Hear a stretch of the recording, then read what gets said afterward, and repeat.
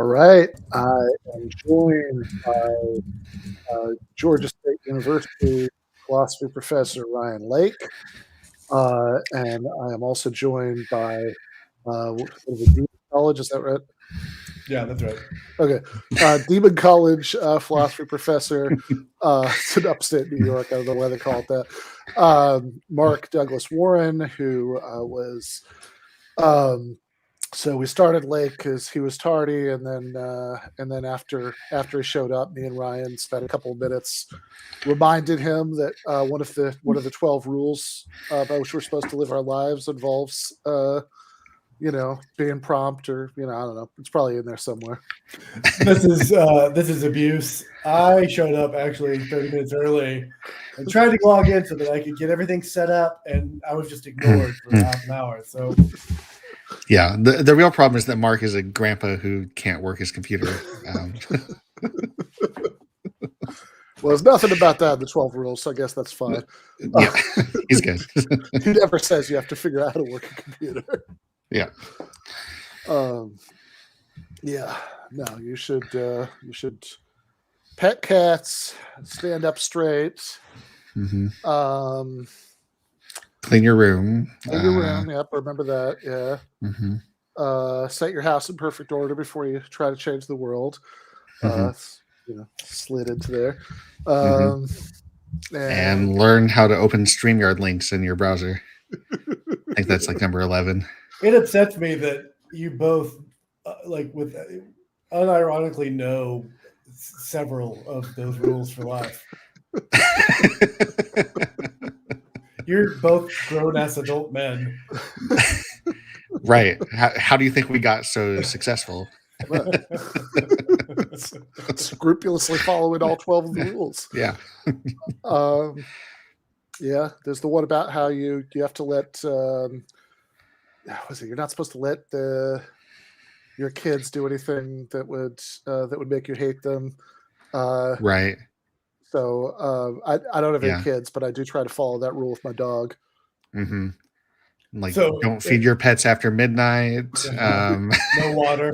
No water. No sunlight. Yeah, I think don't feed your pets after midnight is in the 12 new ones, the Beyond Order. Okay. Uh-huh.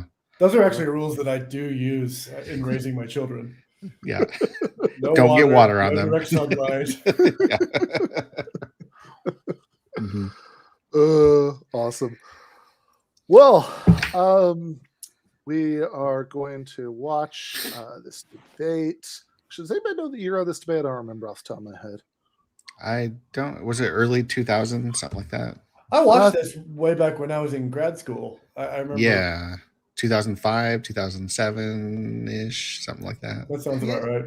Yeah, I'd be surprised if it was earlier than 2007, because that's when the 2009. Yeah, because I think 2007 is when God Is Not Great came out. So all most of the religion stuff is after that. But this is Christopher Hitchens, who actually have I mentioned this to you guys? I wrote a book. I know what. Oh yeah. Say more, please. Yeah, it's called. It's about Christopher Hitchens, actually. So it's. That's interesting. So you're kind of doing what Christopher Hitchens did, in that you're using this kind of other media to promote a book that you wrote. Am I tracking this right? Yeah. No, that's a good job. Do you feel okay about that? Like ethically, you don't feel you don't feel kind of gross. I'm sorry we said you couldn't work a computer. No, I'm okay. I mean, I've a if I'd also supported the invasion of Iraq, like that might be a little much to take. But just this is okay. Okay. Do you have any stories about any of your friends in that book?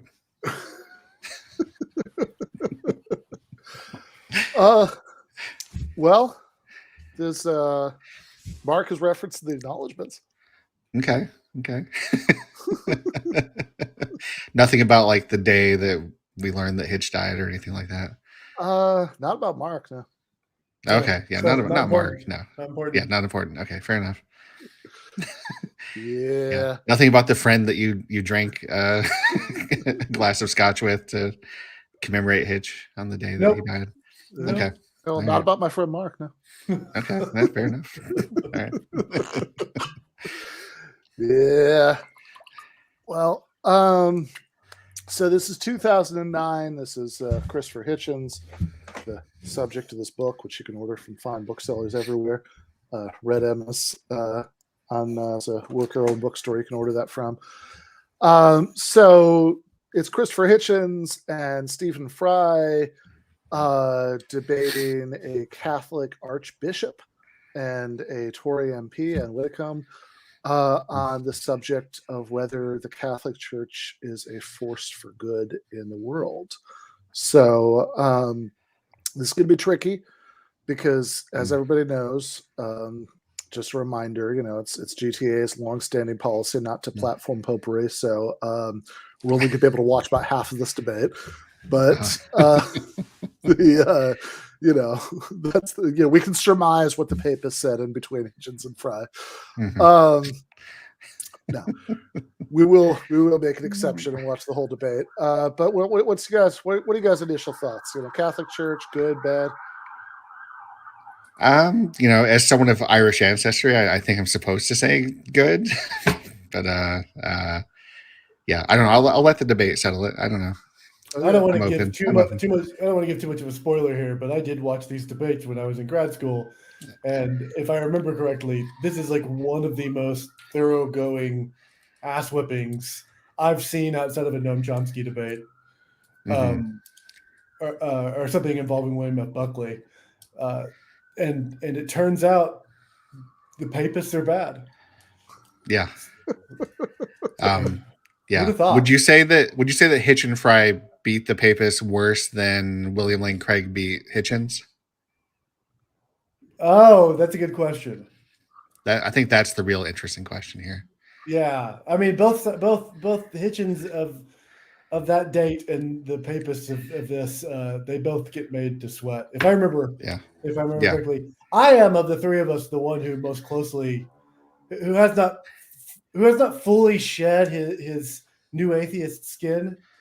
So my natural inclination is to say, if you ask me, is X organized religion a bad one? I'm probably going to be like, I'm going to lean towards yes automatically. It's easy to say yes in the case of the Catholic Church. Yeah, I mean they have done some bad things. A couple. Like it's not an entirely clean record as an institution. Which I think we're going to hear something about in the debate. Yeah, I don't know. I mean, the Craig thing is an interesting analogy because I do think that that was. I do think that was like one of the very few cases and stuff like this where Hitchens, got embarrassed. But I guess in some ways this might. I mean, the difference is that in this one we're about to watch, everybody kind of knows they're in the same debate. Yeah. Whereas, like Hitchens and the Craig debate was really just kind of trying to do his standard Hitchens thing, which is do this sort of historical and literary, critique of religion. A lot of it's about morality, whatever. Yeah. And it was essentially what he does in this debate. It was just the wrong debate for it. Yeah, basically what he does in this debate where it actually makes sense. In this context where the subject was supposed to be the existence of God, which honestly in some of these Hitchens, seems slightly bored with and wants to sort of dispose of that very quickly and move on, and talk about why religion is bad. And I mean, obviously Craig is a philosopher and we're the smartest people in the planet, so you can't debate us on anything. We're gonna automatically win. Yeah. Well, there definitely aren't any examples I can think of philosophy professors who said dumb shit. So that's never happened. Nope. I think we're good. Like the Catholic Church, a pristine record. That's right. You want to hear some hand job jokes? Oh my God! If that's a sorry, that's a deep cut. That'll probably be like what I'm sure most of the listeners like. What the hell is this guy saying? But okay. Yeah, well, you could Google, University of Miami, and figure it out. Google call him again, and you'll understand. Reference to a bad philosopher. Yeah, bad human being in general. Yeah. I mean, he had some good one-liners. Sure. Yeah. It's like that Norm Macdonald thing about the comedian with the gimmick. Right. His gimmick was that he would go around, to, do gigs, university and stuff, and that, and he'd find a woman and kill her. And it's this serial killer comedian. It's really the worst gimmick a comedian's ever had. All right, we're really going off the rails here. Yeah. Okay. Well, all right. So the order is Norm Macdonald is better than Colin McGinn. Who's yes. And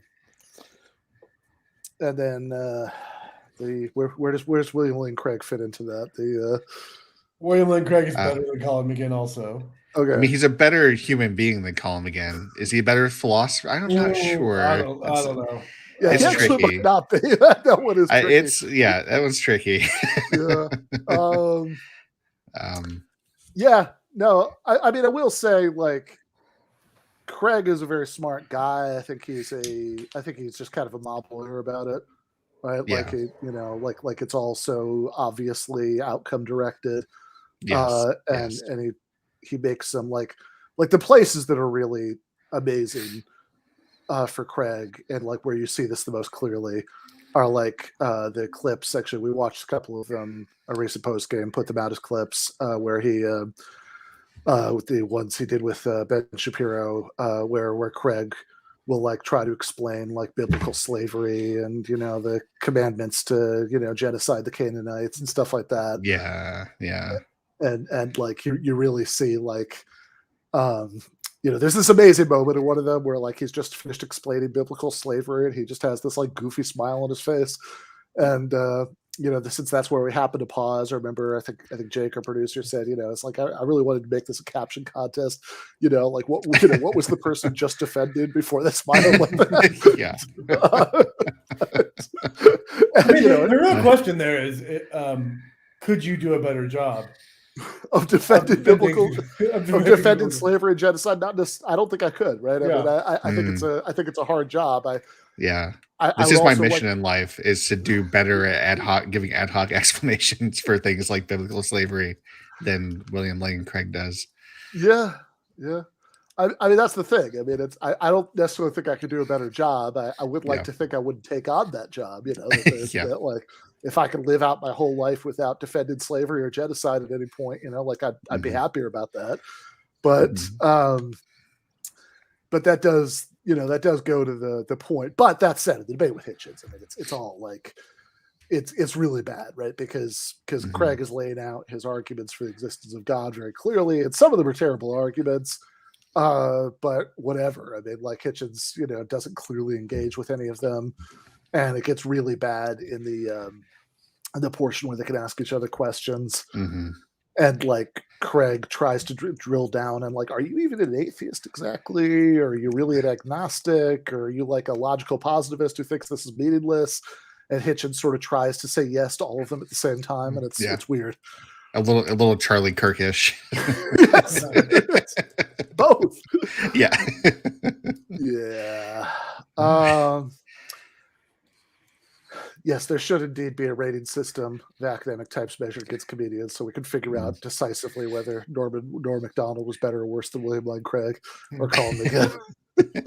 Well, clearly, I think that's pretty easy. Yeah. The question is like, who is the Louis C.K. of philosophy? That's kind of Colin McGinn. Yeah. Yeah, although Louis C.K. was a better comedian than Colin McGinn was a philosopher. So it's like, I mean, I understand the point of connection between the two. If you don't know what we're talking about, I assume by now you've paused to look this up. But it's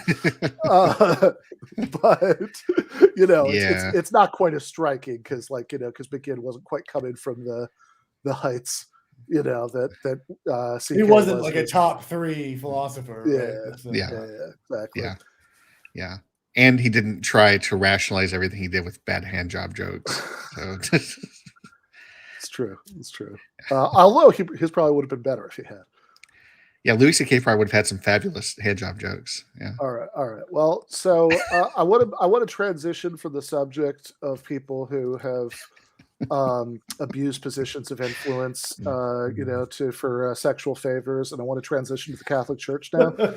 Yes. If there's some, oh boy. if there's some way we can segue between those topics, I'm coming up blank, but don't see the connection. But okay. All right. So let's. So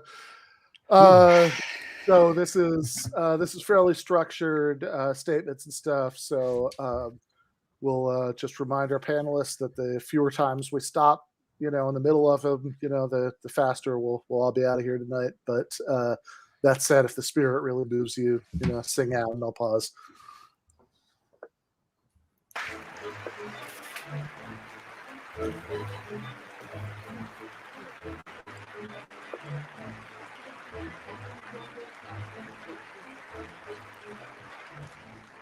Hello, welcome from central London. We're just a stone's throw away from the Houses of Parliament in Westminster. We're here in Central Hall for this Intelligence Squared debate on the Catholic Church is a force for good in the world.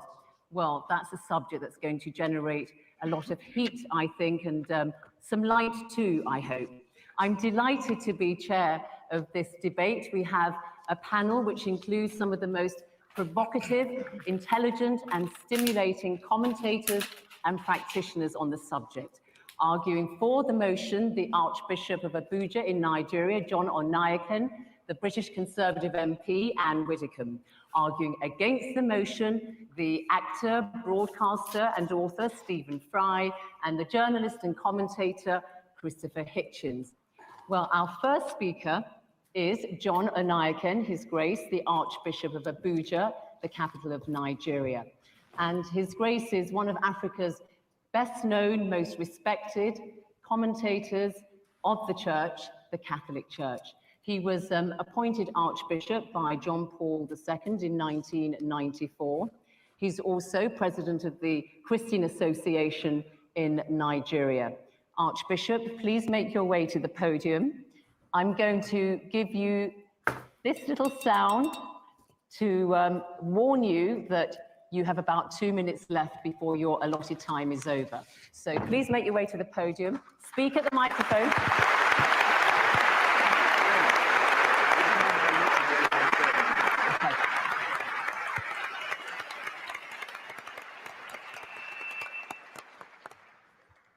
I thank Zainab very much for this a wonderful introduction. I see her face so often in BBC. It's nice to see her live. Friends, I certainly must say I'm grateful to be here for this occasion, and I thank Nick Pisani, our friend, for bringing me here.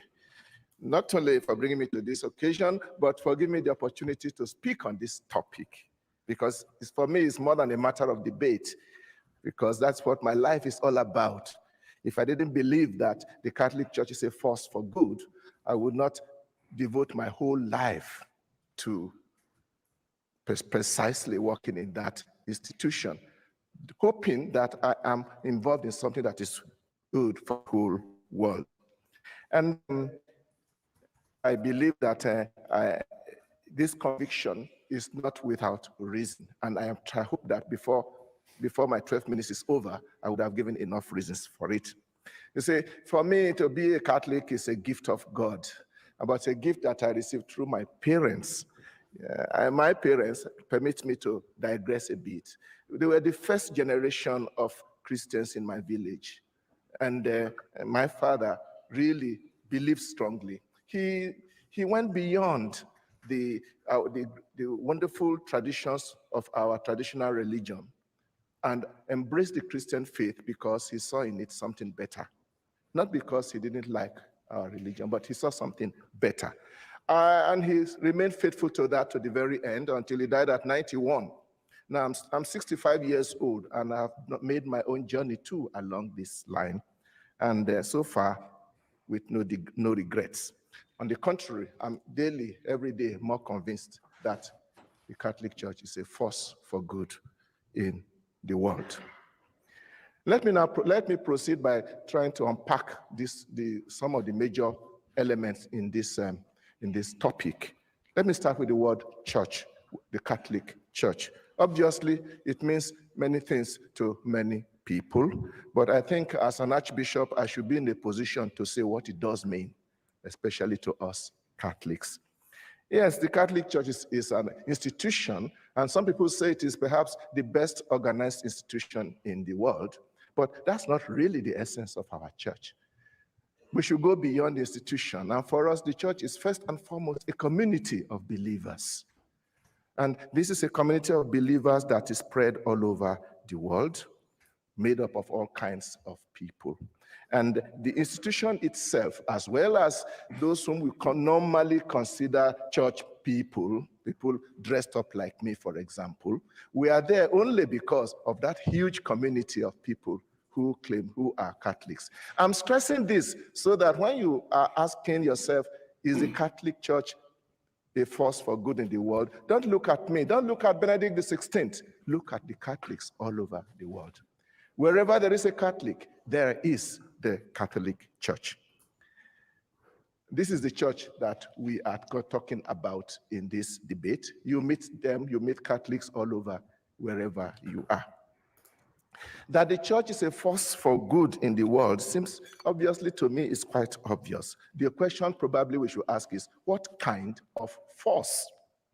There was once an arrogant dictator who asked in disdain, how many battalions has the Pope? Obviously, he completely missed the point. It's not about military force or physical force, but it is about force. It's about the force of a spiritual message, the force of values, which has stood the test of 2,000 years. And not only 2,000 years in time, but has spread its message all over the world among different kinds of people, different races. And it is a force that is made up also of the spiritual and the moral values that the faith carries with it. We know we are not the only ones with those values, and especially we share it with other Christians, and we even share it with others who believe in certain strict values about life. And we believe the world is a better place, the more there are values guides activities. The church is a force for good in what it teaches. And I want to refer especially recently, our Pope wrote out an encyclical letter, which is our own, a most authoritative teaching in a document he called Caritas in Veritate, meaning charity in the truth. And there he not only analyzed the problems of injustice in our world, but actually came out with very, very, very interesting guidelines to assist the world to come out of its present confusion, if they would only listen. We must also not forget the sheer weight of the number of Catholics. I have checked the statistics, and we are told that now we have about 1.2 billion Catholics all over the world, out of a population of 6.6 billion, 17.3%. And these are young, these are made up of all categories of people, young and old, women and men, peasant farmers and high-tech professionals, simple citizens, and even heads of states and world leaders. This is the great army that is a great force for good in the world. And whatever they are doing, we consider it as being done largely also as a result of the spirit that guides them. Let's come further to more concrete area of the kind of things that the Catholic Church does all over the world, the network of initiatives that the Church is engaged in, especially in the area of social welfare and development, which people like me, from where I come from, I'm constantly in touch with what the Church is doing. Independent statistics have shown that the Catholic Church is doing far more than its numbers and its population would probably suggest. The action of the Church is most significant in communities that are reduced to poverty, misery, by human neglect, and sometimes by hostile environments, whether it be schools, hospitals, clinics, refugee camps, HIV and AIDS. In all these areas, If you go to those places, in those circumstances, and ask them, they will tell you that the Catholic Church is a force for good for them and a force for good for the world. Talking of statistics, I spoke recently with the Director General of UNAIDS, which is the United Nations Agency for HIV and AIDS. And he said that 26% of the health institutions in the world directly involved with the treatment of HIV and AIDS are run by the Catholic Church. And this is an underestimation, because I do know that many times what we do are not reported to UNAIDS, which just shows where we are going. The same thing can be said of schools and clinics. And please note that it is a well-known policy of our church that whenever we are engaged in social welfare work, it is always given to all without any discrimination, whether you believe or not, irrespective of creed. Therefore, in a world where very often things go according to sectarian lines and polarize, this is surely a good force for good. Mind you, I have not in any way suggested, in all I have said so far, that the Catholics are the best people in the world, far be it. Indeed, it is an integral part of our faith that our church is made up of saints and sinners. We are all struggling towards that perfection which Jesus asked us all to follow. Nor am I denying that the Catholic Church has always and everywhere been done excellent things, even sometimes in high levels. But this again only proves that we are in this world. Even the late Pope John Paul II had no difficulty at all in admitting the mistakes that people who claim to be Catholic and working in the name of the church have done in the past, and even apologized. And such gestures of apology is very rare in our world today. We should also be careful how we judge people of other times, because we do not know how those who will come after us will judge us. Let me conclude by drawing you to one particular aspect of my faith. I agree. We are very open to dealing and moving and collaborating with others. And this is showing itself more and more, definitely in the countries where I come from. We reach out to others. We have a whole baggage of doctrinal positions, as well as and policies, which encourages us to look around. Anywhere you see anybody doing good, link hands with them. And I think this is very important for the world of our days. We are talking of the world of today. We need more and more efforts to link hands across all divides so that we can manage to make our planet a better place, a world of justice and peace. Is there still anybody here who still doubts whether the Catholic Church is a force for good in the world? Thank you very much.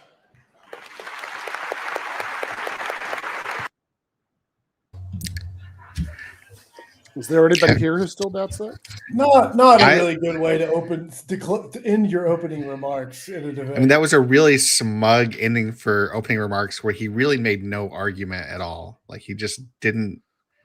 I mean, it's obvious, like, the things he's going to have to address to say that the Catholic Church is a force for good, and he didn't really at all. And he didn't really even say much concrete about it. Was all very vague and wishy-washy, like what he thinks are the good things that the Catholic Church does. I don't know. That was very weak. That was weaker than I remembered from watching this many years ago. He broke his arm patting himself on the back because the institution said, "Oh, we did an oopsie," after they admitted to centuries of raping boys. Like, not super impressive. No. So they said oops when they did something really monstrous. So do you really doubt that the Catholic Church is a force for good? They said oops. Yeah, so I mean, that was really the only possible reason to say no that was addressed in the remarks. And it wasn't really addressed in any way except, well, what do you want? I mean, said sorry. Yes, like that's yeah. Guess we okay. And I would just, I mean, again, I don't, whatever you think about, whether the Catholic Church is more positive than negative or whatever. Like, I mean, it really shouldn't be that hard to come up with some more negative examples besides that. The Middle Ages, kind of take it as a whole, right? But that, the Holocaust, I mean, yeah, they weren't great there. And I saw somebody in the chat talking about Ireland, but I don't know. It seems to me that the Catholic Church has not been particularly supportive of the revolutionary cause in Ireland over the centuries either. I mean, that's been pretty. I think that's in general a thing, right? That like if you whatever else is going to be true about this institution, I mean, its first impulse is always going to be to collaborate with whatever sort of power structure exists anywhere. Yeah, I mean, it's a fundamentally conservative institution. Like it's in bed with whoever's in charge. Which, yeah, I mean, even like after the French Revolution, where they really went after the Catholic Church hard, and like they did the Concordat with Napoleon, and and put it all to bed. Which, if you listen to the Age of Napoleon podcast, which is very good, there's a really good episode about this, where there's like all these like generals who devoted the best years of their lives to fighting against the Ancien regime, like sort of saw this as the like kind of reversal of everything, that they've been fighting for. And there are people like, kind of like muttering and like trying to like bump into people and stuff, in like kind of the front rows of the church, where they, when they were announcing the whole thing. But yeah, I mean, I think that so I think that that's like going to be a pretty basic issue with the church. And what I got out of that was becoming a Christian was good for his dad, and the Catholic Church does tons of charity work. Yeah, like that seemed like it was the gist of it. I think that's it. I mean, I guess the most sympathetic thing I can say is like this guy. I mean, I think this guy seems like someone who's maybe genuinely altruistically motivated, spends his life trying to help people. And maybe it's just hard for him to even fathom how anyone could not see the Catholic Church the way he does. But I just think it makes him a weak person to be in this debate. Yeah, and I guess to be fair, when we get to Ann Whitcomb, the Tory MP, she definitely has more of a killer instinct than he does. He only, like, when he comes back at the end, is like a little bit, as I recall, but but in a weird way. But yeah, no, this is a very weak defense. I mean, I should say, like, I mean, I think that there are like, I mean, I could think of plenty of like Catholic priests who have done like really heroic things in various situations, but like the Catholic Church as an institution is much harder to defend, especially because in many of those cases, it was on the wrong side, right? Like that, people who like, people who like gave their lives like fighting some like military dictatorship in Latin America or whatever, like the institutional church really didn't have their back on that, so yeah. And similarly for like, for like churchmen who resisted in Nazi Germany and so on. So yeah, I would think like so we talked earlier about like would I've been able to do a better job of defending biblical slavery and genocide than William Lane Craig, and I think probably not. But I do think, without being too arrogant, I could have done a much better job defending the Catholic Church than that just now. Yeah. Yes. I have every confidence, having been your friend for almost 2 decades, that you could have come up with some bullshit to defend the Catholic Church better than he did. Yeah. Yeah, fair enough. Like, I mean, I think we could agree that out of the three of us, Ryan would be best at this. Yeah, no doubt. Yeah. Yeah, I'm already starting to think of how I would do this. I feel like we need to, like, at some point do our own version of this debate where we just pretend. Well, I guess I would be pretending. You two can say what you really think, but finally come out with it. Yeah. Not be understated like the video so far tonight. Right, exactly. Yeah. Oh yeah, I almost forgot about that. Stephen Schumati points out burning people for reading the Bible in English. That was a good move. I'm behind that. Mm-hmm. As someone who was brought up listening to people read the Bible in English, I can get solidly behind. It would have been. That's a fair point. Yeah. That's a fair point. If the common people just were incapable of throwing Bible quotes at you, the world would be a much better place. So, I mean, say what you want to about the Catholic institution, but at least it's not Protestantism, right? Yeah. No, I actually like this. This could be like a hot take in defense of like Thomas More, burning all those heretics. That like. It's like, okay, but I mean, like, he saw like Jerry Falwell and Pat Robertson come in, and he was doing everything he could to stop it. That would have been my move if I'd been on this debate stage. I would have just spent the entire time attacking Protestants. That's your strongest. Yeah, that's your strongest. That is probably your strongest argument. Yeah, it's like we don't have to listen to any like shitty Leviticus quotes justifying hatred of homosexuality if Thomas More wins. Yeah, there you go. Yeah. All right, let's keep watching.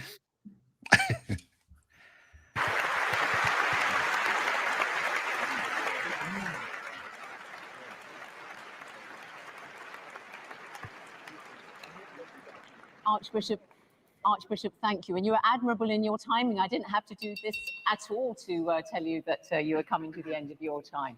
Our next speaker is Christopher Hitchens. He's arguing against the motion. Christopher Hitchens is British by origin, but he has spent most of his working life in the United States. He is a writer, journalist, and commentator, particularly well known for his trenchant and views and very original thinking. He works on Vanity Fair magazine, where he memorably wrote a less than complimentary profile, I would have to say, Christopher, of the late Mother Teresa. So, Christopher Hitchens, let us hear what you have to say. Your time starts now. Please make your way to the podium.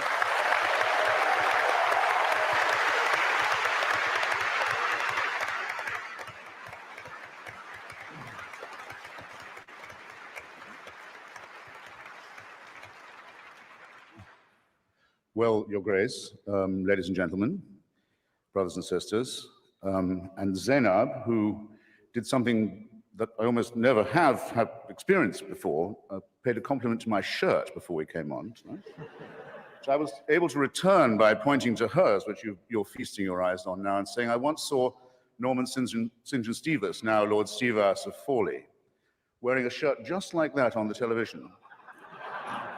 And he was asked by his interviewer, gosh, what a lovely shirt, where did you get it? And Stevas said, do you really like it? He said, I call it sort of crushed cardinal. I might add, in the spirit of fraternity, which I'm sure will inform this entire soiree, that the mere existence of Lord Stevas of Fawley is testimony to the breadth of the church. Now, I'm sorry, though, to have to begin by disagreeing with His Grace. If you're going to be a serious grown-up person and appear to defend the Catholic Church in public in front of an educated and literate audience, you simply have to start by making a great number of heartfelt apologies and requests for contrition and forgiveness. Now, you might ask, you're fully entitled to ask, brothers and sisters, who am I to say that? Well, in the Jubilee Millennium year of 2000, the Vatican spokesman, Bishop Piero Marini, said, explaining a whole sermon of apology given by His Holiness the Pope, that was supposed to cover the entire history of the Church in its Jubilee year, that, I'll quote Bishop Marini directly, said, given the number of sins we've committed in the course of 20 centuries, reference to them must necessarily be rather summary. Well, I think Bishop Marini had that just about right. I'll have to be summary too, but I think he said just about the least of it.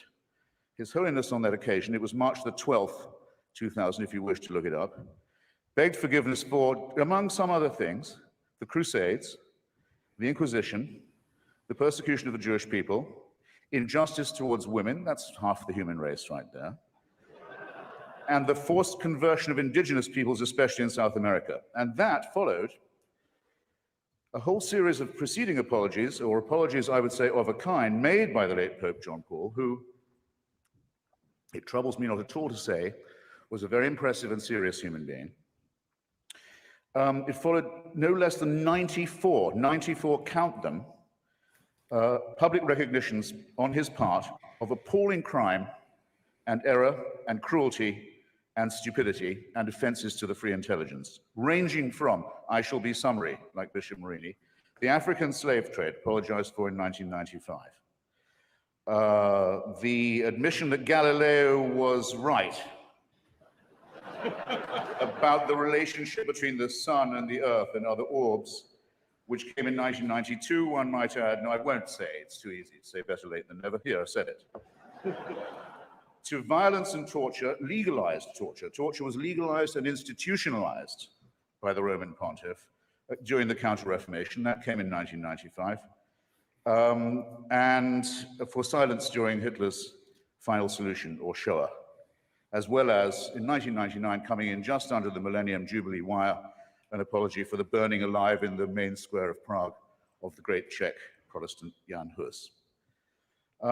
Since that big fiesta of forgiveness that began in, or culminated, I might say, in 2000, fiesta of forgiveness, fiesta of asking for it, the papacy is also asked to be forgiven for the sack of Constantinople and the massacre of Byzantine Christianity in April 1204 as part of the Fourth Crusade, the anathema on all Eastern Orthodox Christians as unbelievers, heretics, and people dwelling outside the health of the church was lifted only in 1964. I call your attention to that. He also expressed sorrow about the murder and forced conversion of Serbian Orthodox Christians in the Balkans during the Second World War. And it doesn't end there. There are smaller but significant, equally significant, avowals of a very bad conscience. These have included regret for the rape and the torture of orphans and other children in church-run schools in almost every country on earth, from Ireland to Australia. And I'm pleased to see that due reconsideration is now being given, and may in fact have been given, to the hellish, I choose the word carefully, Doctrine of Limbo, St. Augustine's cruel and stupid disposal solution to a non-existent problem, that is to say, the destination of the souls of unbaptized children. Up until now, Catholic parents have been taught that's where their unbaptized children went, a form of torture that's sometimes worse than the physical. Now it seems that this piece of Augustinian sadism is undergoing reconsideration as well. But remember, this is from a church that, on the whole, cannot err. We still await a more direct admission. For example, I give some suggestions of my own while we're at it. I would like them to take back the Concordat made with Adolf Hitler, the first treaty he ever signed, giving the church a monopoly over education in Germany in exchange for the dissolution of the Catholic Centre Party to give the Nazi Party a clear run. I'd have apologized for the Lateran Pact with Mussolini, myself, also the first treaty ever signed by that fascist dictator. I would also think I'd want to reconsider the fact that Father Tiso, head of the Nazi puppet state in Slovakia, was a priest in holy orders, that the Croatian fascist puppet state, the Ustaša state of Ante Pavelić, was also operating under full clerical protection and disguise, as was the regime of General Franco and the dictator Antonio Salazar. And I'd also want, I really think I would beg forgiveness for this. I don't think the German church should have asked Hitler's birthday to be celebrated from the pulpit every year until he died. These are very serious matters, and they're not to be laughed off by references to the occasional work of Catholic charities. But I draw your attention not just to the apologies, ladies and gentlemen, but to the evasive and euphemistic form that they take. Joseph Ratzinger, the current Pope, considered by some, by Catholics, to be the Vicar of Christ on earth, says of Indians, of the Indians who were massacred in the course of conversion in Brazil, after the apology had been made to them, he said, nonetheless, it must be remembered that before we came to convert them, they were silently awaiting the arrival of the church. I don't think that's a very genuine kind of apology to you. In his comment, one of the few he's made on the institutionalization of rape and torture and maltreatment of children in Catholic institutions, he has said, it's a very severe crisis which involves us, he said, in the following: in the need for applying to these victims the most loving pastoral care. Well, I'm sorry, they've already had that. And to say that this is the responsibility laid upon you by the horrific admission that you've already had to make is not accepting responsibility in any adult sense. When I say child abuse was institutional, how dare I say so? How can I prove it? How can I prove such a thing? Well, I'll ask His Grace, and I'll ask Anne Widdecombe. Where is Cardinal Bernard Law now? Where is he? Where is the Cardinal Archbishop of Boston, whose resignation was indignantly demanded, finally, by 50 members of the church and by the whole laity of Massachusetts, who also demanded his prosecution for the promotion and protection and covering up and apology for and defense of people whose crimes against children are too revolting to specify. And he's not in the jurisdiction of Massachusetts now, as perhaps you know. He's the Supreme Vicar of the Church of Santa Maria Maggiore in Rome, personally appointed by the Pope to that as well as many other important sinecures. And in 2005, this man, a fugitive from justice and from complicity in the filthiest crime that it's possible for a human being to imagine, was one of those voting in conclave to decide who the next Vicar of Christ on earth will be. I don't know. I think I'd like to hear a bit more shame about this. I think I'd like to see a bit more confrontation with the reality of the business. Now, this is a serious question, as I've said. Anne Widdecombe very often, rightly, in my opinion, attacks the climate of moral relativism and of anything goes that can very well be the handmaiden of postmodernist hedonistic culture. I very often am glad that she points these things out. But the rape and torture of children is not something to be relativized. It's not something to be excused as a few bad priests. It's certainly not to be excused by the hideously false claim made by some Catholic conservatives that this wouldn't have happened if queers hadn't been allowed into the church. Sorry to say that queerdom in the church is an old story too. And it's worse, it's much worse than pornography, and it's much worse than bad language on TV. And it's the crime that cries out for punishment. It's the thing that if we were accused of on this side of the house, we would die rather than admit. And if we were guilty of it, would kill ourselves. And it's the one thing the church has decided to excuse itself for under this papacy. The same euphemism comes in the term some Christians that is used in all the apologies about the Crusades, the Inquisitions, the anti-Semitic pogroms, and all the rest of it. It says some Christians fell into error. Some Christians allowed themselves to be deceived in this way and to act against the gospel. Well, anti-Semitism was preached as an official doctrine of the church until 1964. Do you think that might have something to do with public opinion in Austria and Bavaria and Poland and Lithuania? That the Jewish people were accused collectively as a people of deicide, of the crime of the murder of God in the figure of Jesus of Nazareth. And that anathema on them was not lifted until 64, well after the perpetrators of the Holocaust had stood trial in secular courts and been rightly punished for their actions. How can this church say it has any moral superiority? It has difficulty catching up to what ordinary people regard as common moral and ethical sense, and it still can't make itself apologize properly, and I'll tell you why. Because, and I'll quote again from the encyclicals, it is said of the Crusades, of the complicity with the Holocaust, of the political and diplomatic alliance with fascism, of all of these things, it is said, well, violence was committed, but I'll stress this, I'll underline it, I'll quote directly, in the service of the truth. So how is an apology possible?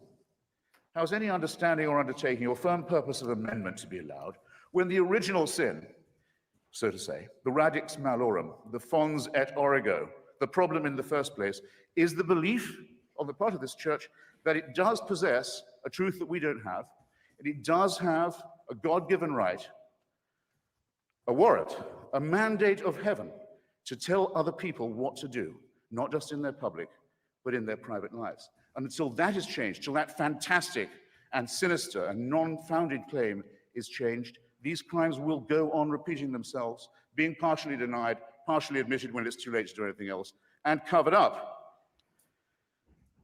Behind all these crimes and miseries is the denial of what we on this side of the House affirm, which is that the only little candle of hope that our species does possess, our poor, bare, forked, primate, mammalian species, of whom you have two such splendid examples on this side of the House and not bad on the other tonight, is the unfettered intelligence, the method of free inquiry in philosophy and in science, and the refusal to admit that any one person can tell you not to do that. It's the one thing I might say, I think, is, if not sacrosanct or sacred, is, shall we say, essential. And the church has always stood and still stands against it. Now, in the little time remaining to me, I'll just propose a few more apologies that we might hope to hear in the immediate future. Because there'll come a time when the church will issue apologies and explanations and half-baked appeals for forgiveness for things it's still doing. The readmission as a bishop of Roger Williamson, a member of Marcel Lefebvre's fanatical, hysterical breakaway sect, so-called Society of St. Pius X. Roger Williamson, found hiding in a reactionary, quasi-fascistic establishment in Argentina, has long been a believer that, I'll put this shortly, that the Holocaust did not occur, but the Jews did kill Christ. In other words, genocide no, deicide yes. He was quite rightly excommunicated some years ago, along with several other members of his ratbag organization. But Joseph Ratzinger's invited him back in to the communion because to him, having this man, this liar, this fraud, this racist in the church is more important because it's church unity than the things that he said and done and continues to stand for. Is this not a crying scandal? I think that there will be an apology for what happened in Rwanda, the most Catholic country in Africa, one of the most Catholic countries in the world, where priests and nuns and bishops are on trial for inciting from their pulpits and on the church's radio stations and newspapers the massacre of their brothers and sisters. And the papacy was silent on this appalling occasion, and everyone in Rwanda knows it. And there hasn't yet been a properly written apology for that disgrace. Staying in Africa, I think it will one day be admitted with shame that it might have been in error to say that AIDS is bad as a disease, very bad, but not quite as bad as condoms are bad, or not as immoral in the same way.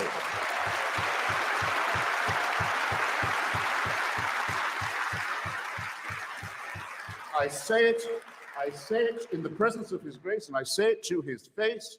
The preachings of His church are responsible for the death and suffering and misery of millions of His brother and sister Africans, and He should apologize for it.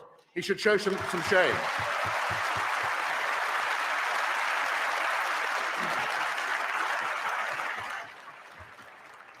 Fourth, for condemning my friend Stephen Fry for his nature, for saying you couldn't be a member of our church, you're born in sin.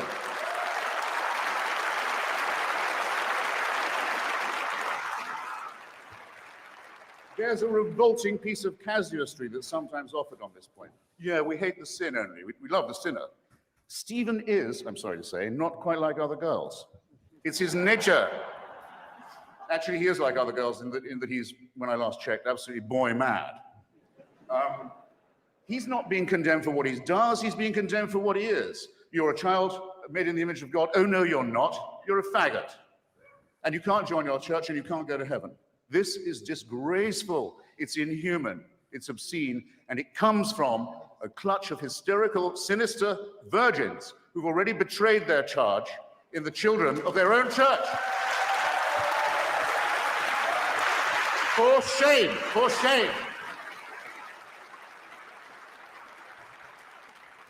And finally, under this Pope, as if it wasn't bad enough, to try and restore the Latin Mass to gratify the mad fascistic followers of Archbishop Lefebvre, but to begin again to offer remission of sin, as Bishop Ratzinger, the Pope, I'll call him the Pope for heaven's sake, wants to do.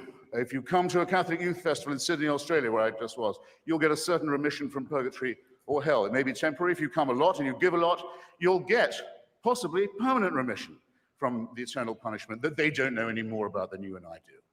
This is the sale of indulgences blatantly, openly. It's the same temptation that was offered to those who set off on that fourth crusade that's just been apologized for and killed all the Jews of Europe on their way, sacked Byzantine Christianity when they got to Constantinople, and then went on to massacre the Arabs and Muslims.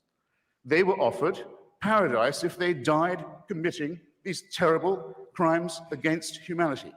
But if you see what I mean, therefore, the stimulus to crime, the impetus to crime, the belief in certainty, the belief that a divine warrant entitles you to do whatever you like, is the sin that must be cancelled, that must be annealed, that must somehow be apologized for.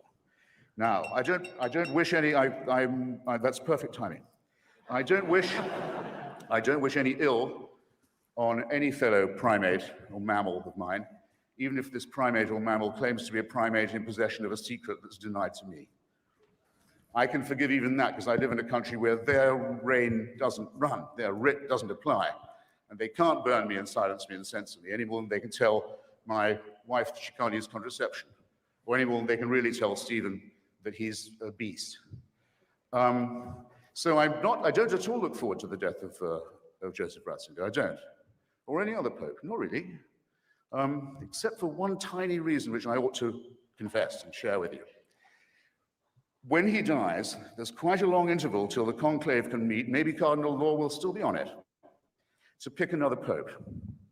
Sometimes it goes on for months till they get the white smoke. And for that whole time, that whole interval, it's a delicious, lucid interlude, there isn't anyone on earth who claims to be infallible. Isn't that nice?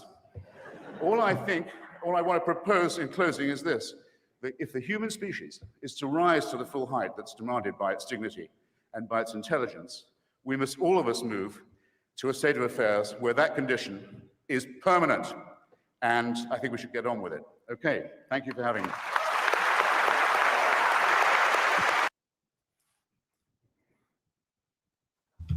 Well, we've gotten some hot takes this evening so far, but I think the hottest one yet is that Christopher Hitchens is better at this than that Archbishop was. Yeah. I mean, at the end of the Archbishop's thing, I had no doubts that the Catholic Church was a force for good, but now you have some doubts. I have some doubts again. Yeah. Anytime in an opening remark you can exclaim for shame, mm-hmm. and it doesn't seem overblown or melodramatic, that's you're doing well. Yeah. No, I mean, just that beginning was brilliant. Like the only appropriate thing for my opposition to do is start by apologizing. And here I'm going to go on for 20 minutes about all the things they should apologize for. And it's all very compelling like that.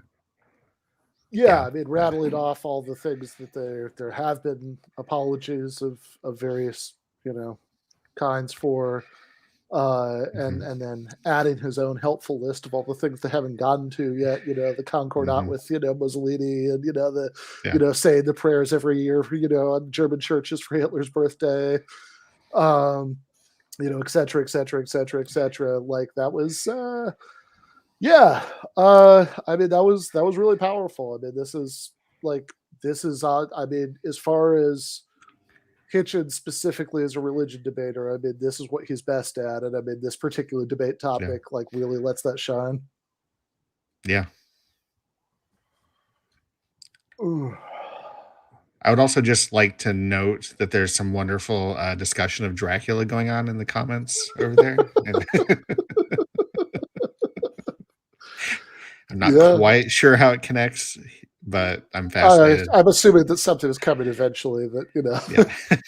We should admit we've got set up in the StreamYard that we're talking on. Ryan, Ben, and I have a little private chat that is set up as part of the format, and the private chat between the three of us is pretty much just about what we're going to learn about Dracula next. Yeah. As brilliant as Hitch was there, it was a little hard for me to focus because I will say, Vladimir Leninist, the pacing of your story is brilliant because it's just like one comment every 5 minutes. Like, what's next? What's next? What's he going to say next? Yeah, right. Yeah.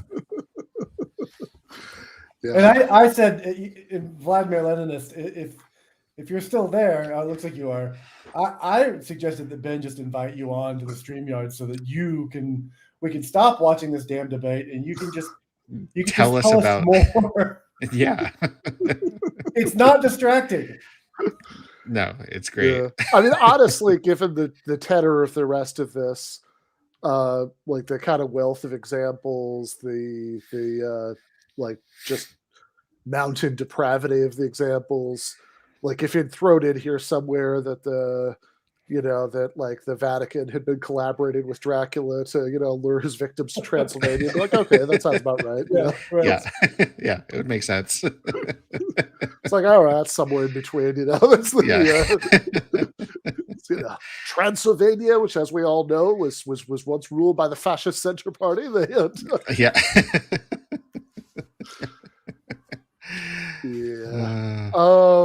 Yeah. I mean, again, like, I think Catholicism.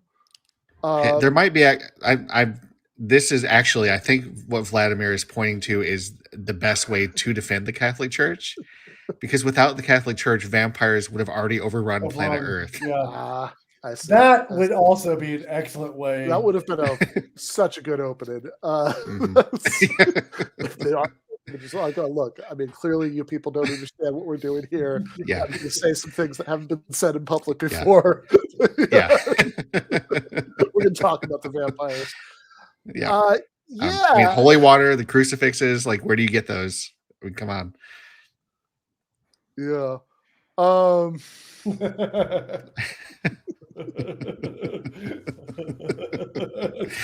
Nice. Yeah, no, it's that was something else. I think that just any time you can condemn someone for an institution for quite this many things at once without without really any hyperbole or like I mean, again, so many of those examples were things that the church has acknowledged, I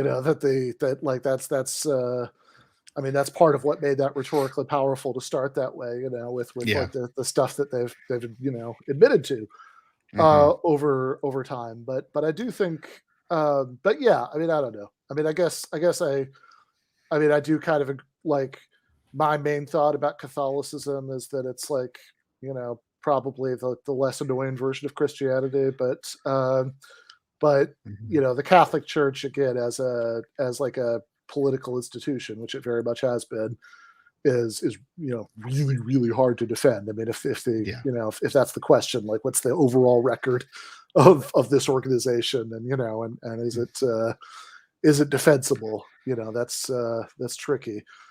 Yeah. I want to see. I would just like to see this debate strategy generalized. Like, if more people in their opening statement would be like, before we could even start, here's a list of things my opponent needs to apologize for, and just make that the opening statement. Yeah. All right. Plixie Plux, thank you for the super chats. My favorite conspiracy, Freemasons said they'd invade the church and destroy it from the inside. Vatican II was their coup. Some fake money. Thank you for that. Yeah. Yeah, no, that's I mean, again, I think it's like, I think Catholicism is like any, religion insofar as there's like lots there, and you can, there are different people who choose to emphasize different things and end up doing, very admirable or very deplorable or somewhere in between things as a result of that. But I mean, just the fact that it is an organization, right? I mean, and like, I mean, there is the point. I remember reading, like, I don't know, Catholic Pollitt making in the Nation a million years ago about, like, if you had like a chain of private schools that had, I mean, forget the Inquisition and the Holocaust, right? Like had a bunch of teachers who had been caught sexually abusing students, and had transferred them around between schools in the chain, without calling the cops at key junctures. Like, that would be like, that chain of private schools would be in serious trouble. Like, that's it's it's not an easy job, and I'm not really that impressed by the Archbishop's discharging of that. But let's see how Anne Widdecombe does. Hopefully, she talks about vampires.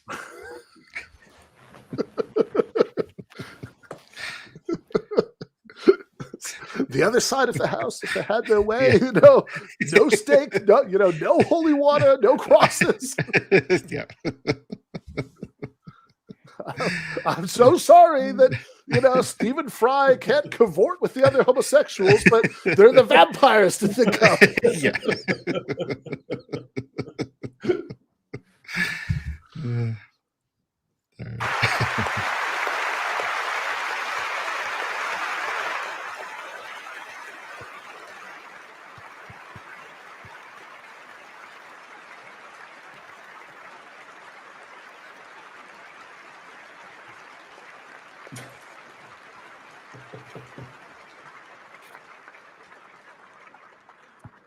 Well, Christopher, thank you very much for all that.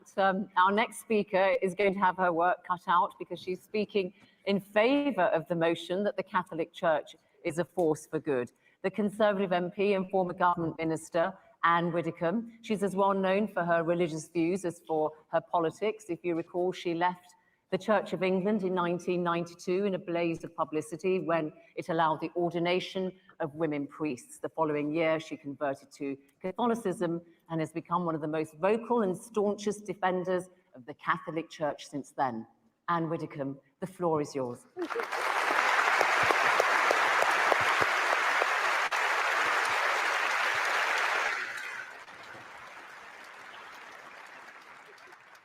Thank you very much, Madam Chairman.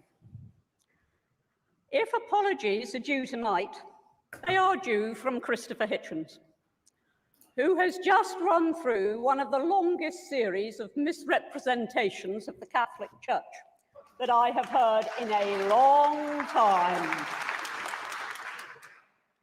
It really is, I think, quite telling that in coping with a motion which says the Catholic Church is a force for good in the world, he has to go back to the Crusades in order to try and disprove it.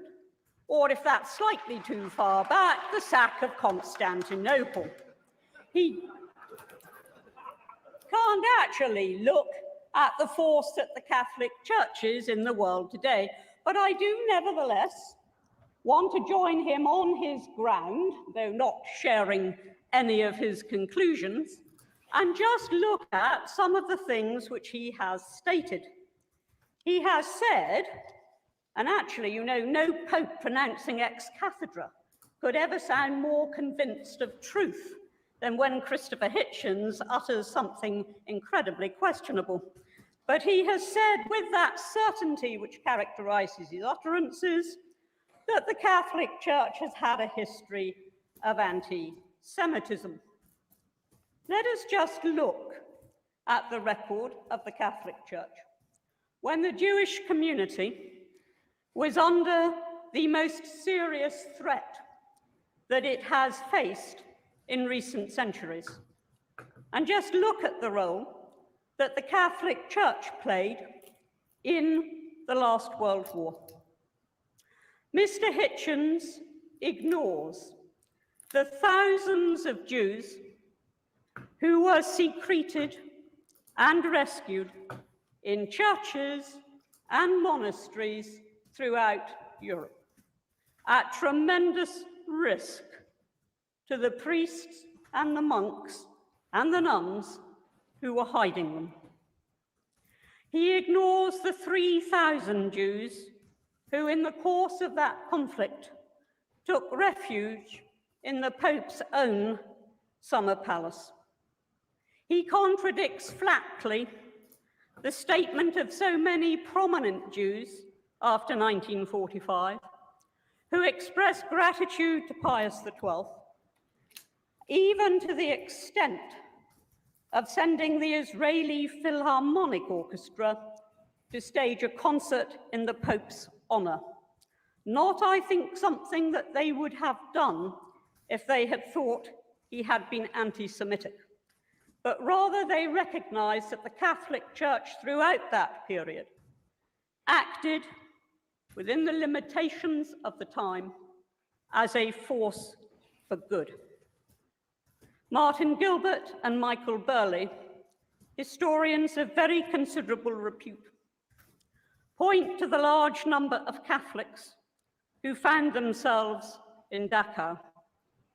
And of course, we should remember that any Christian, not just Catholic, but any Christian joining the SS had first to renounce his faith.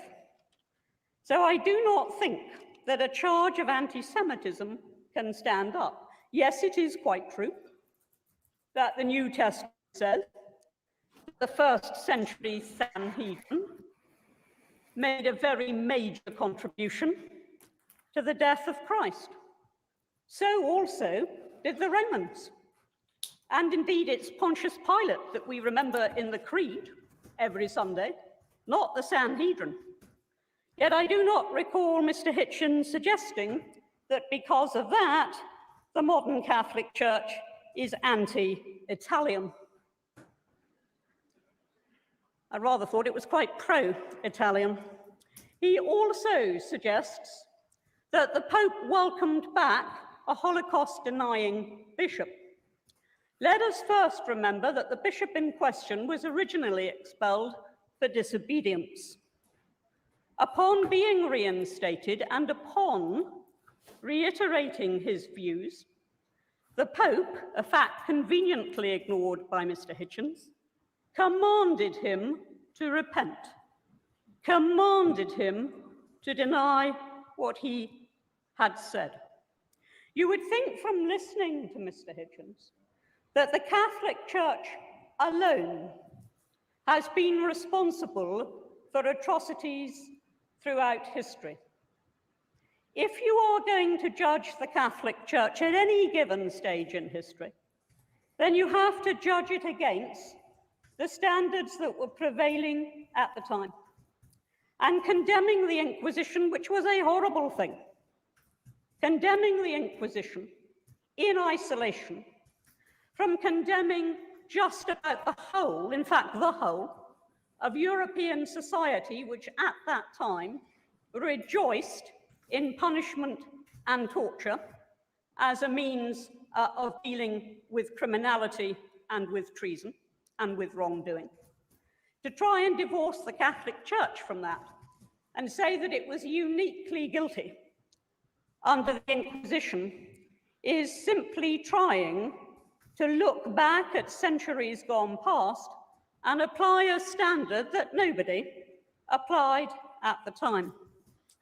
And coming nearer to our day, of course, Christopher Hitchens is right, and who could possibly dispute with him, that the abuse of children, of innocent children, is one, in fact, it is the worst offense that anybody can commit. Of that, no doubt. But again, he seems to think that the Catholic Church should have had some unique insight, which demonstrably was lacking in society as a whole, and I'll give examples at the time.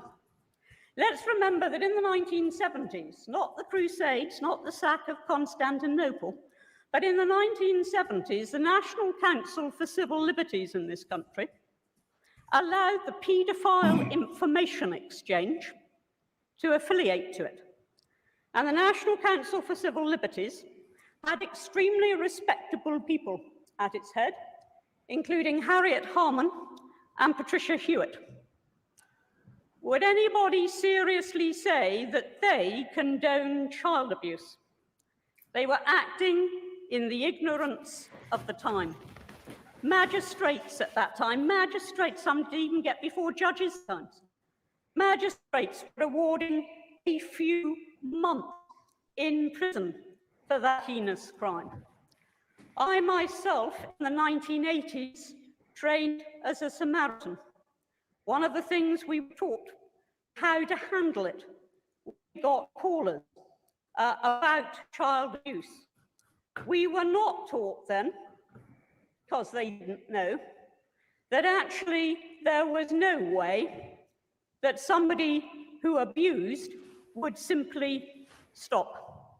And it was only in the mid-1990s, and don't I know it because I was in the Home Office at the time, that we actually introduced in this country a register of sex offenders. Do not expect the Catholic Church somehow, when that was the state of knowledge at the time, have acted in a unique and completely different way. In retrospect, yes, of course. In retrospect, yup. In retrospect, it should have done. So should the magistrates. So should the Samaritans. So should the National Council of Civil Liberties.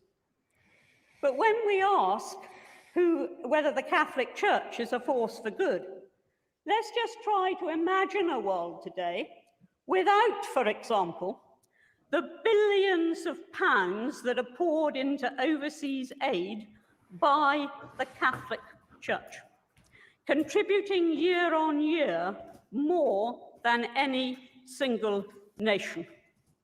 Imagine the developing world had been left without the input of the medicine and the education that was brought to it by the missions. Imagine the absence of those collections Sunday upon Sunday for famine relief. Imagine the absence of the church in the local community. I know well that when I was in the Department of Employment and in the Home Office, and we were setting up initiatives, single regeneration budget, whatever it might be, we relied on the church, churches, every bit as much as we relied on local councils and on other organisations. We play a vital role. And you don't need to be a Catholic to acknowledge that we play that role. What is the church? It is its members. It is the nuns and the monks and the priests and the lay workers and the congregations. It is not just the hierarchy of the church. And I believe that the church to which I belong is a massive, massive force for good. But let us not just keep the debate at that level. I knew somehow that when we were here tonight, we would be discussing child abuse and condoms. They came in the end. I almost thought we were going to get through an entire speech without condoms from Christopher Hitchens, but we got them at the end. If he had a creed, it would be, I believe in condoms. So, but that is not what the Catholic Church is about. It isn't only about the physical relief of the poor. It isn't only about the work it does on earth, but it is the message that it preaches. And that message is one of hope. That message is one of salvation. And it is all very well for some people in their intellectual arrogance to say, we can do without that. But actually, billions of people across the world live by that message of hope and of salvation. They try to live by the commandments and also by the interpretation of those commandments by Christ. Yeah, sometimes they fail. Sometimes their leaders fail. Human beings do fail. But overwhelmingly, I say to you tonight with no apology or whatever, that a world without the Catholic Church would be poorer, would be more hopeless, and would be a worse place in which to live.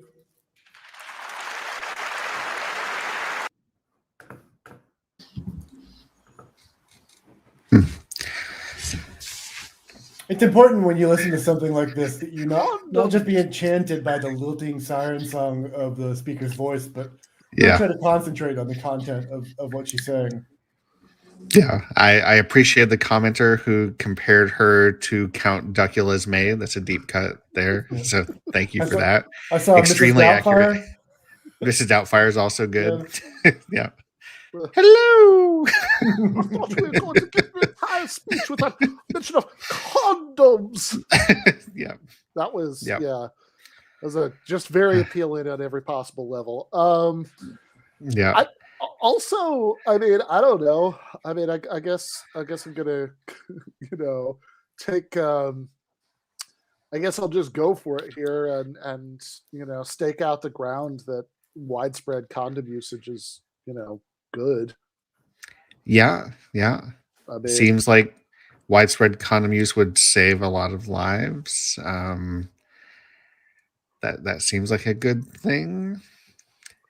Yeah, I guess the counter argument is we don't believe that. Yeah. Pretty good counter argument. It's a good point. Yeah. Yeah.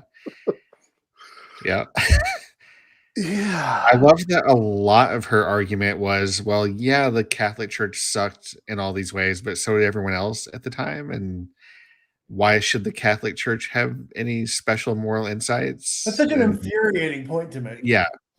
It's like you literally hold the view that the all-powerful, all-knowing, all-good creator of the universe directly talks to the guy in charge of your church and tells him what's good. And somehow he couldn't figure out that child abuse is bad. Like, yeah, I mean, this is such a weird position, because if you're going to say, like, if you were an atheist, but you were still going to argue that the Catholic Church has been overall a force for good, then okay, I could see making the argument that she's making. Yeah. But if you believe, I mean, I don't know, I'm not an expert in Catholic theology, but I'm pretty sure this is like a really important thing, that the Holy Spirit like guides the church like in its most important decisions, and that this is like a constant thing throughout church history. Like, this is why, like, the books that are in the Bible, were the ones that are selected. You can be sure they're the right ones to be selected, because the guiding role of the Holy Spirit on church decisions. And yeah, it seems like if that's going to be the case, then I would expect you to be better. I mean, that I wouldn't think that, like, well, in the 1970s, who could have, who could say, nobody in the 1970s understood that pedophilia was a serious crime. Which, yeah. Like, I mean, that's the other thing is, like, most of society seems to have been way ahead of the Catholic Church, at least for a large period of the time in which this was going on. And yeah, like, even if you're going to argue from a purely secular perspective, it's weird to make the case that that the Catholic Church is a force for good, and then argue, well, they were no worse than anyone else. Like, being a force for good means you're ahead of the curve. You're no worse than anyone else. Like, yeah, I mean, sure, there was the burnings and the torturings and the killings, but I mean, everybody was burning and torturing and killing back then. I mean, that's just, which is also particularly good, because as I understand it, right, from what Hitchens said earlier, a big part of what Whitcomb was doing was her writing is diatribes against moral relativism. So, but which like, you have to judge it by the standards of the time. There are no universal standards by which you can judge whether behavior was good or bad. It's very it is very strange. It is very relativistic, which just kind of undermines the whole premise of the argument. And I do think specifically the pedophilia example, I mean, I think there was a lot of conflation going on there, because it's one thing to say in the 70s, perhaps there are people like the idea that how likely pedophiles were to reoffend, or like various things like this, that like thinking could change on that over the decades. All right, fair enough, right? Like I could buy that maybe, but like I'm pretty sure like in 1970, if you found out that somebody had sexually abused children and you covered it up, that would have generally been considered bad by most people. Outside of Hollywood. Right. Outside right. Hollywood. Outside of Hollywood and the in Hollywood, Catholic Church. You get a letter of support. Right. Right.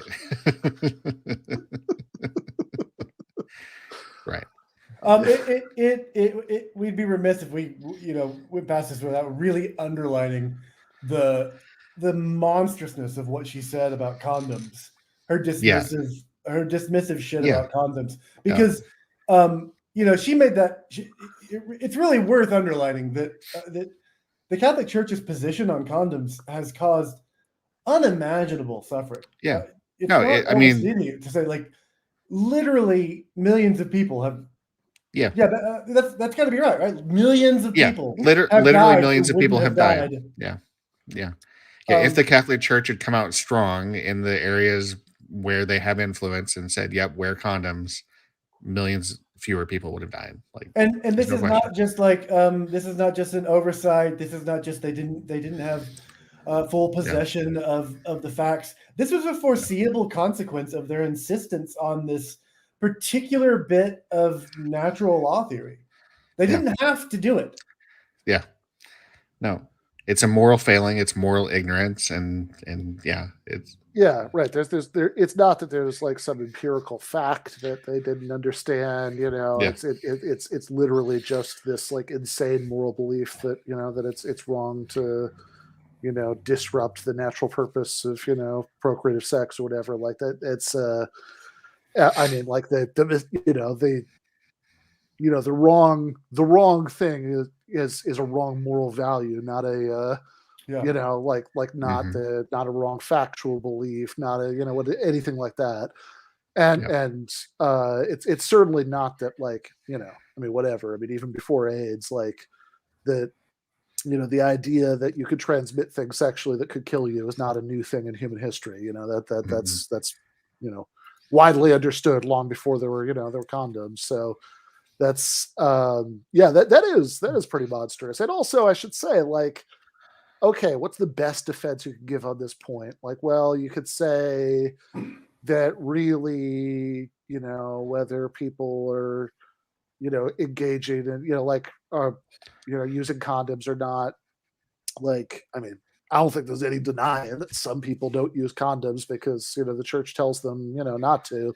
Like, I think we have a lot of testimonial evidence to that, but I guess you could say that it's like, that's not really the main factor, whatever. But like, the thing is, the more you go down the rabbit hole, the harder it's going to be to, like, the further you go in that direction, the harder it's going to be to argue the Catholic Church is good, force for good of the world. It's like, okay, I mean, if people aren't listening to them, then I don't know how much of a force for good it can be, right? I mean, like if the most intense followers aren't at least following the church's moral teachings and modifying their behavior accordingly, that doesn't sound like it'd be worth much as a force for good.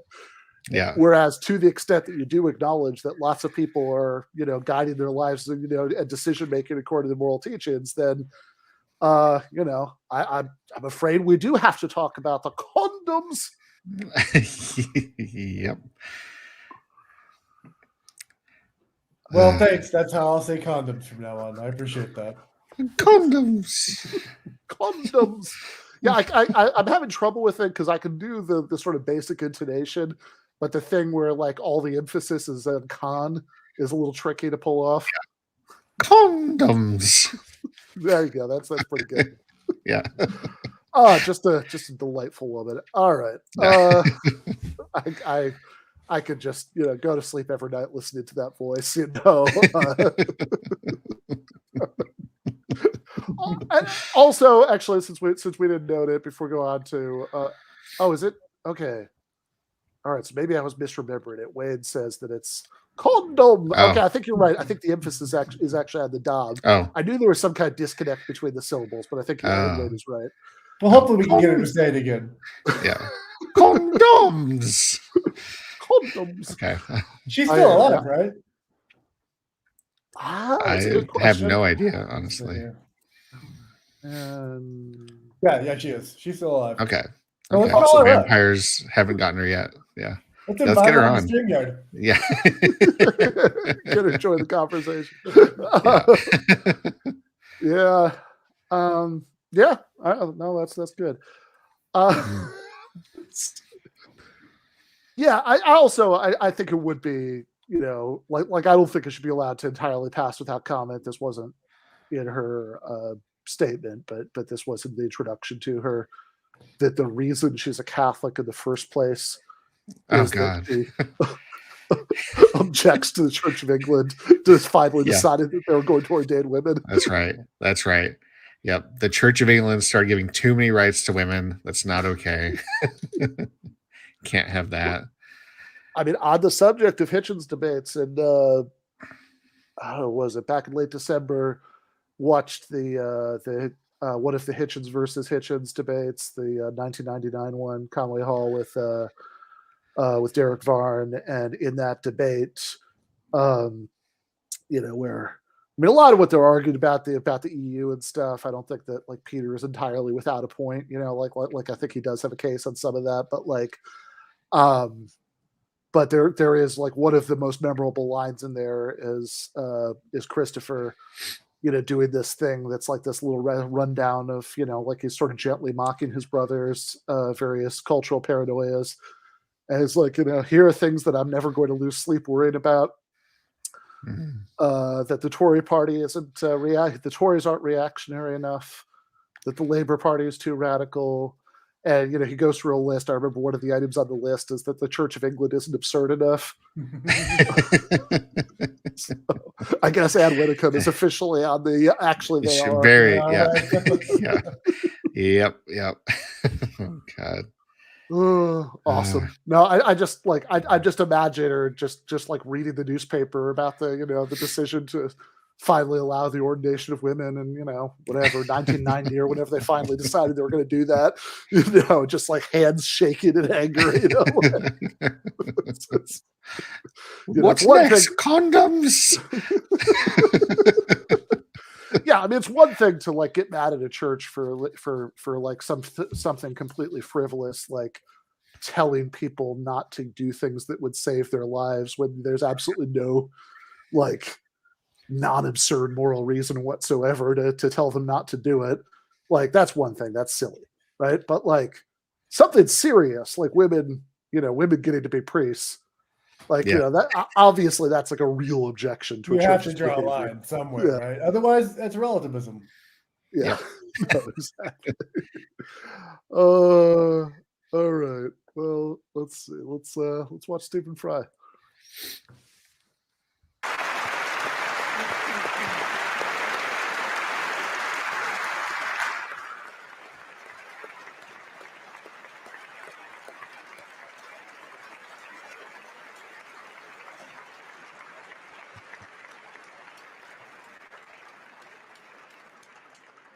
Well, thank you very much indeed, Anne Widdecombe. And our final speaker is against the motion that the Catholic Church is a force for good in the world. He's the actor, broadcaster, and author, Stephen Fry, a bit of an all-rounder, really. Stephen can turn his hand to many things, very popular with his legions of fans. Stephen, let's hear your views, see how well you do in the popularity stakes with people in the Vatican. Whoa.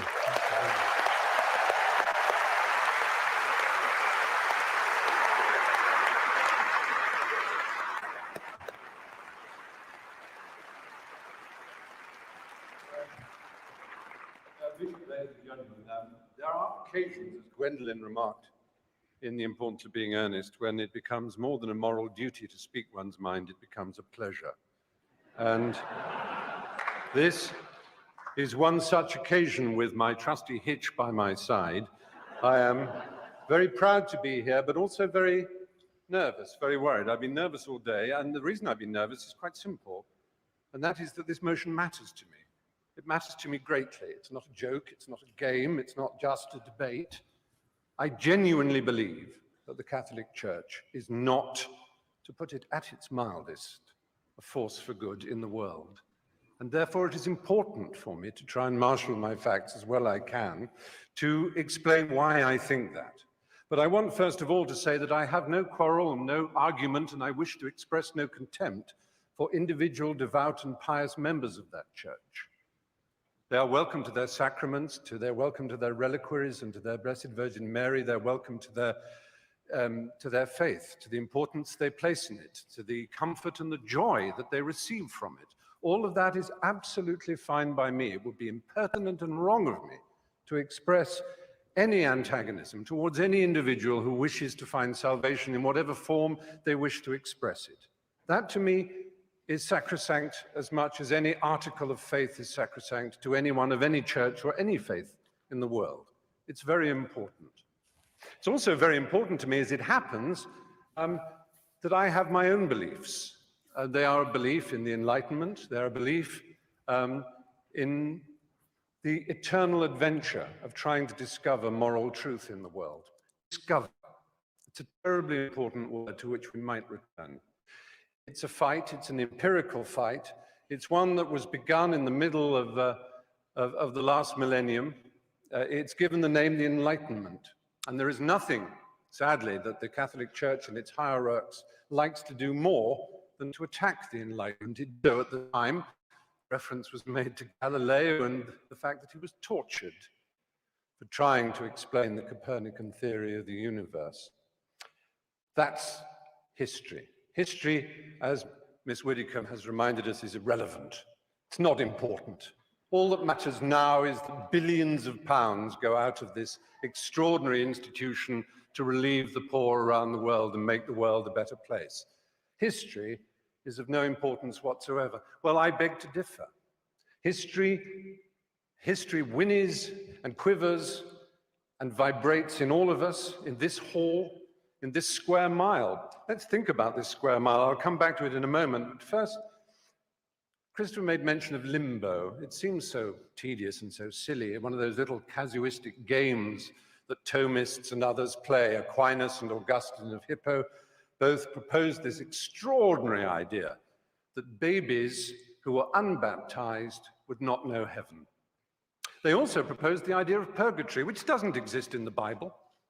There's absolutely no evidence for it. However, what an extraordinary, brilliant coup to imagine such a thing as purgatory, that a soul needs to be prayed for in order to go to heaven, in order to turn left when he enters the aeroplane of heaven and get a first-class seat.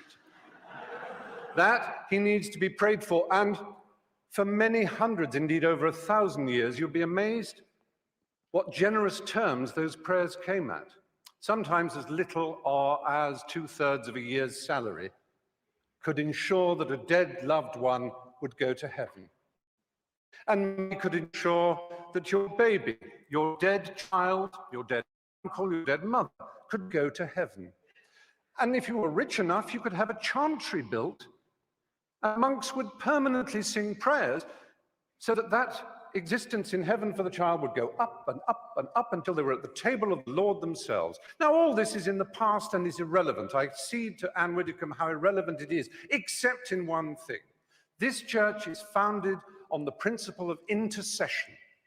Only through the apostolic succession, only through the laying on of hands from this Galilean carpenter, whom we can all admire, only from the laying on of hands to his apostles, to St. Peter, to the other bishops, all the way down to everyone consecrated in this room. Anyone ordained here will know they have this extraordinary power to change the molecules of wine into blood, literally, to change the molecules of paste bread into flesh, literally, and to forgive the sins of the peasants and the poor whom they routinely exploit around the planet. Only this church has this extraordinary principle that it is through these male priests, and only male priests, that this is given. It is a doctrinal fact. It is more than a doctrinal fact, it is a dogma. Extra ecclesiam nulla salus. Outside the church, there is no salvation.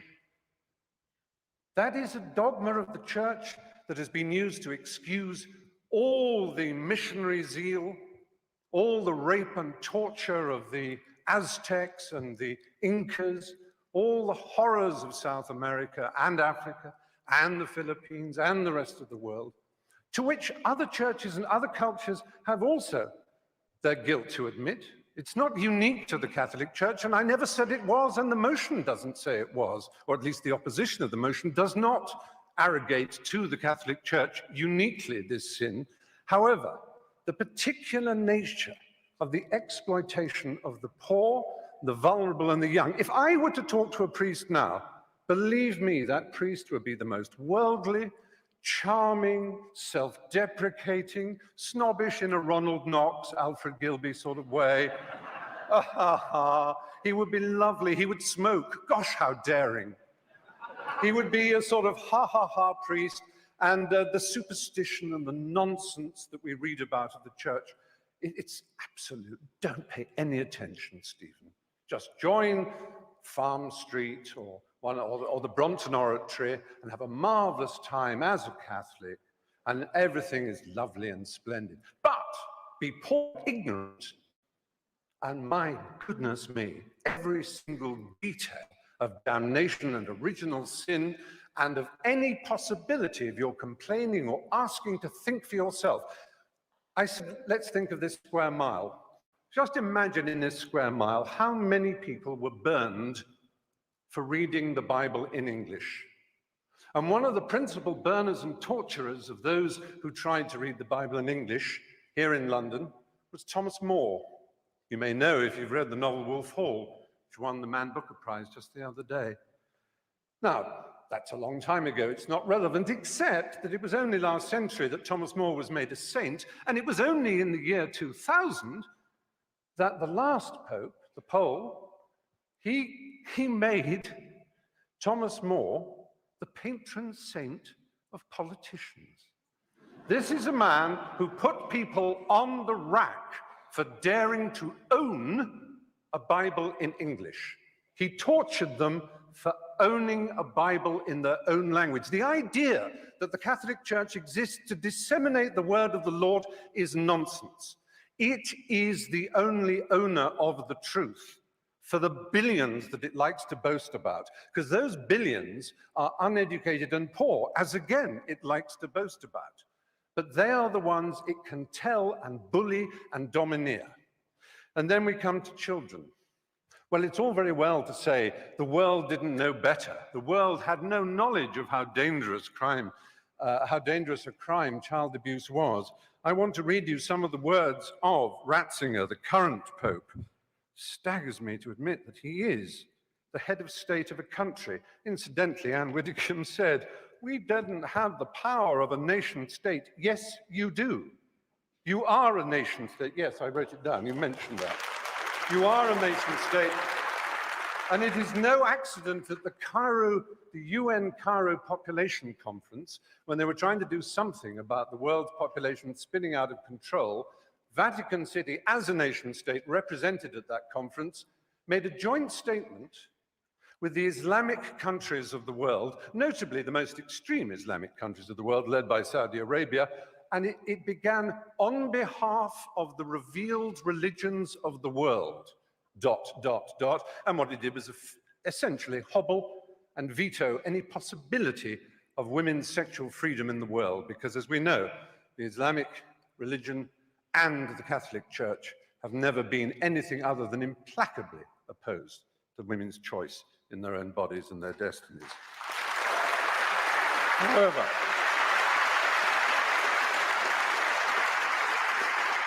so Ratzinger in 2003 he was prefect. I'm not making this up. He was prefect of the Congregation of the Doctrine of the Faith, and it was his job to deal with the child abuse scandal that was brewing. his first act was to write a letter to Catholic bishops ordering them on pain of excommunication not to talk to the police or anyone else. Investigations should be handled, he wrote, and I'm quoting that letter, in the most secretive way, restrained by perpetual silence. The Mexican founder of the Legion of Christ movement, Maciel Degollado, was protected from his own catalogue of child abuse, which is horrific. One cannot put on trial so close a friend of the Pope, said Ratzinger. When the allegations could no longer be denied, Maciel was sentenced to a life of prayer and penitence. And Ratzinger described the whole affair and that of Bernard Law of Boston, to which my colleague also referred, as causing suffering for the church and for me personally. He also said the answer would be to stop homosexuals from being allowed into the church. Now, it's perhaps unfair of me as a gay man to moan that this enormous institution, which is the largest and most powerful church on earth, has over 1 billion, as they like to tell us, members, each one of whom is under strict instructions to believe the dogmas of the church, but may wrestle with them personally, of course. It's a little hard for me to know that I am disordered, or again, to quote Ratzinger, that I'm guilty of a moral evil simply by fulfilling my sexual destiny as I see it. It's hard for me to be told that I'm evil, because I think of myself as someone who is filled with love, whose only purpose in life was to achieve love, and who feels love for so much of nature and the world and for everything else, and who, like anybody decent and of an education, realizes that in order to achieve and receive love, it's a struggle. It's not one that needs a pope to tell you how to do it. It certainly isn't one who needs a pope to tell you that you're evil. With 6% of all teenage suicides being gay teenage suicides, we certainly don't need the stigmatization, the victimization that leads to the playground bullying when people say you're a disordered, morally evil individual. That's not nice. It isn't nice.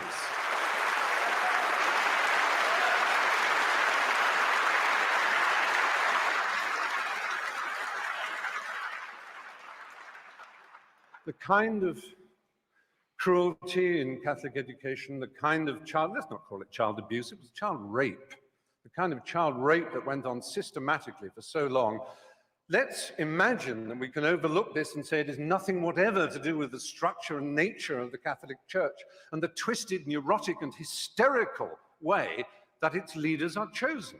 The celibacy, the nuns, the monks, the priesthood. This is not natural and normal, ladies and gentlemen, in 2009. It really isn't.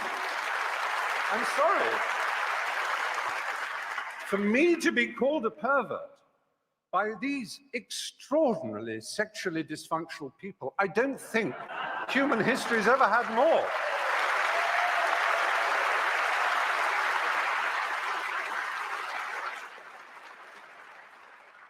I have to say, this is not a problem that necessarily is permanent. I like to believe that in 10 years' time I could come back and argue the opposite.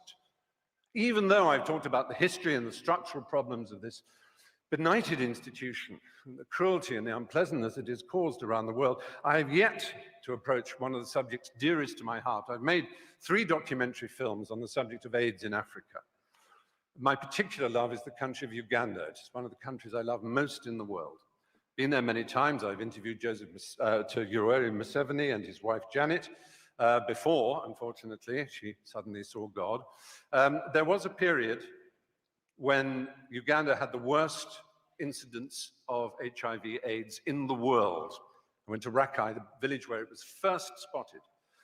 But through an amazing initiative called ABC, abstinence, be faithful, correct use of condoms, those 3, I'm not denying that abstinence is a very good way of not getting AIDS.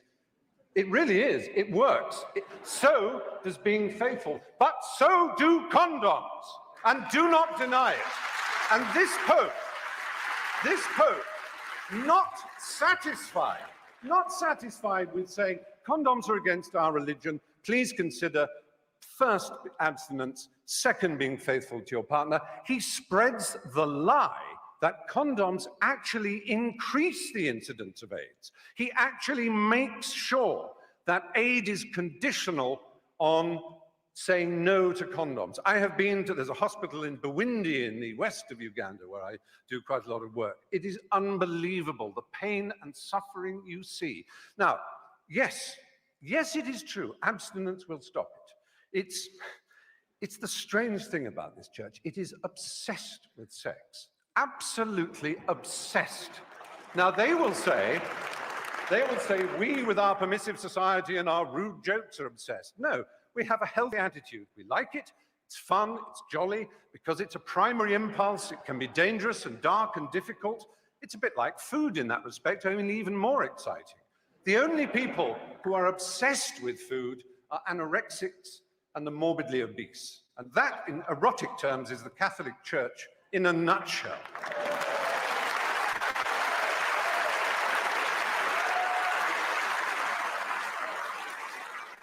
So, all I want to say really is that we're here in the Methodist Hall. I'm not trying to argue against religion on this occasion. I'm not saying there's any, I understand the desire of anybody to seek spiritual rewards in a complex and difficult to understand world. We don't know why we're here, where we're going. We want answers. We love the idea of answers. How marvelous it would be. But there are other choices. There are Quakers. Who could possibly quarrel with a Quaker? With their pacifism, with their openness, with their ease, with their simplicity, with their refusal to tell anybody what's a dogma and what isn't, even with Methodists also. I'm not saying Protestantism is the answer against Catholicism. I am merely saying there are all kinds of ways we can search for the truth. You do not need this imperial panoply of marble and gold. Do you know who would be the last person ever to be accepted as the prince of the church? The Galilean carpenter, that Jew. They would kick him out before he tried to cross the threshold. He would be so ill at ease in the church. That simple and remarkable man, if he said the things that he was said to have said, what would he think? What would he think of St. Peter's? What would he think of the wealth and the power and the self-justification and the wheedling apologies?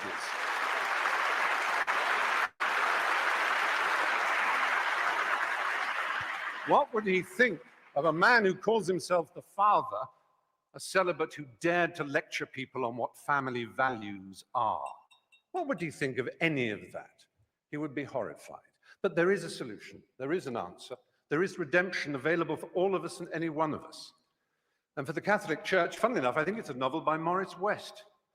The Pope could decide that all this power, all this wealth, this hierarchy of princes and bishops and archbishops and priests and monks and nuns could be sent out in the world with money and art treasures to put them back in the countries that they once raped and violated, whose original systems of animism and belief and simplicity they told would take them straight to hell.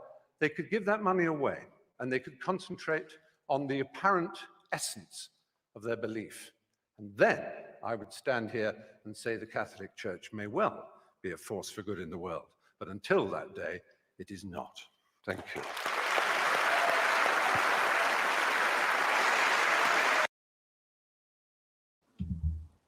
I knew we weren't going to be able to get through that without some talk of condoms.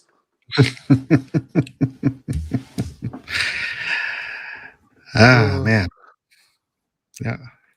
Yeah. Pretty good. Pretty good.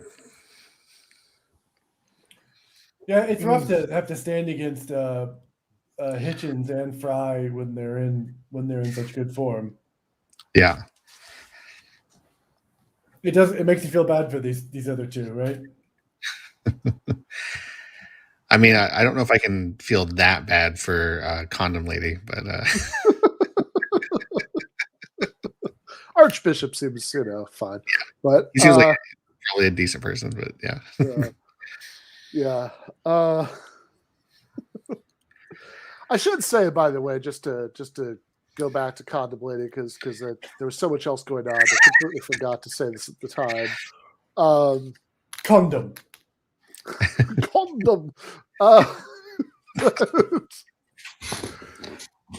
Okay, so Hitchens in his opening statement brought up all the centuries of officially preached anti-Semitism and how like they didn't actually clarify that Jews weren't collectively responsible for the death of Christ until the 1960s.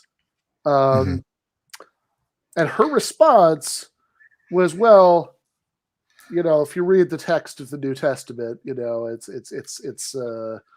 not clear that the Jews are actually collectively responsible. And whatever's true about that just doesn't seem relevant. Yeah. Like, I mean, yes, sure. Just going by the New Testament, and there's like one line that does kind of suggest collective responsibility in Luke somewhere. I know there's the let the guilt be on our heads and the whatever, but like maybe you can explain that away. Like, so let's say for the sake of argument that there's nothing in the New Testament that indicates collective Jewish responsibility for the death of Christ, and based on just what it says in the New Testament, it could that there's nothing. It's the New Testament as a document is not, let's say for the sake of argument, any more anti-Jewish than it's anti-Italian, as she said. Okay, so if the debate was about whether the New Testament was a good book, then that would be relevant. But like, I don't think you can really argue that the Catholic Church, certainly for the first 19th centuries was as nice to Jews as it was Italians. I don't think so. Yeah. Yeah, it's that was a very weaselly move. I mean,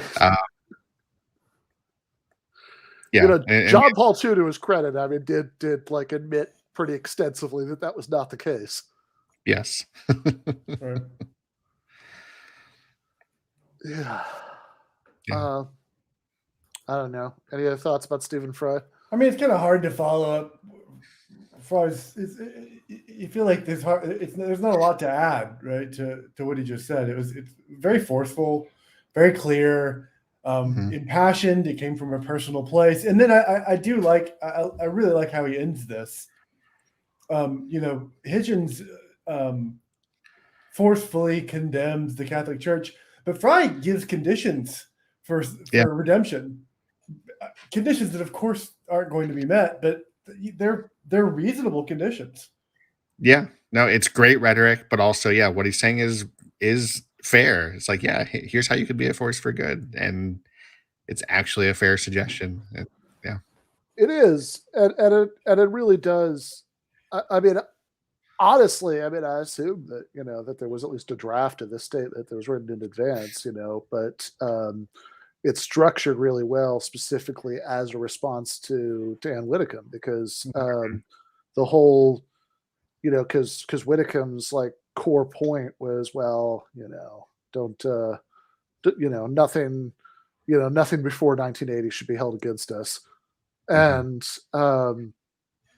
so during the course of it, he explicitly addresses that theologically. So okay, well, hold up, right? I mean, I thought the whole idea, right, what's supposed to make the Catholic Church special is that this is this unbroken line of continuity, that you make this really big deal about this, the apostolic succession of Catholic priests. So I mean, like, it seems like maybe the stuff that the church hierarchy did before 1980 should be relevant, but and then at the end, it says like, okay, well, let's do, here's all this stuff you stole, right? Like that's something that have, and also like, if you're not convinced by the church is responsible for the things that it did before the 1960s, also just pointing out like, hey, like you guys just sainted Thomas More and just made literally just made him the patron saint of politicians, like really recently.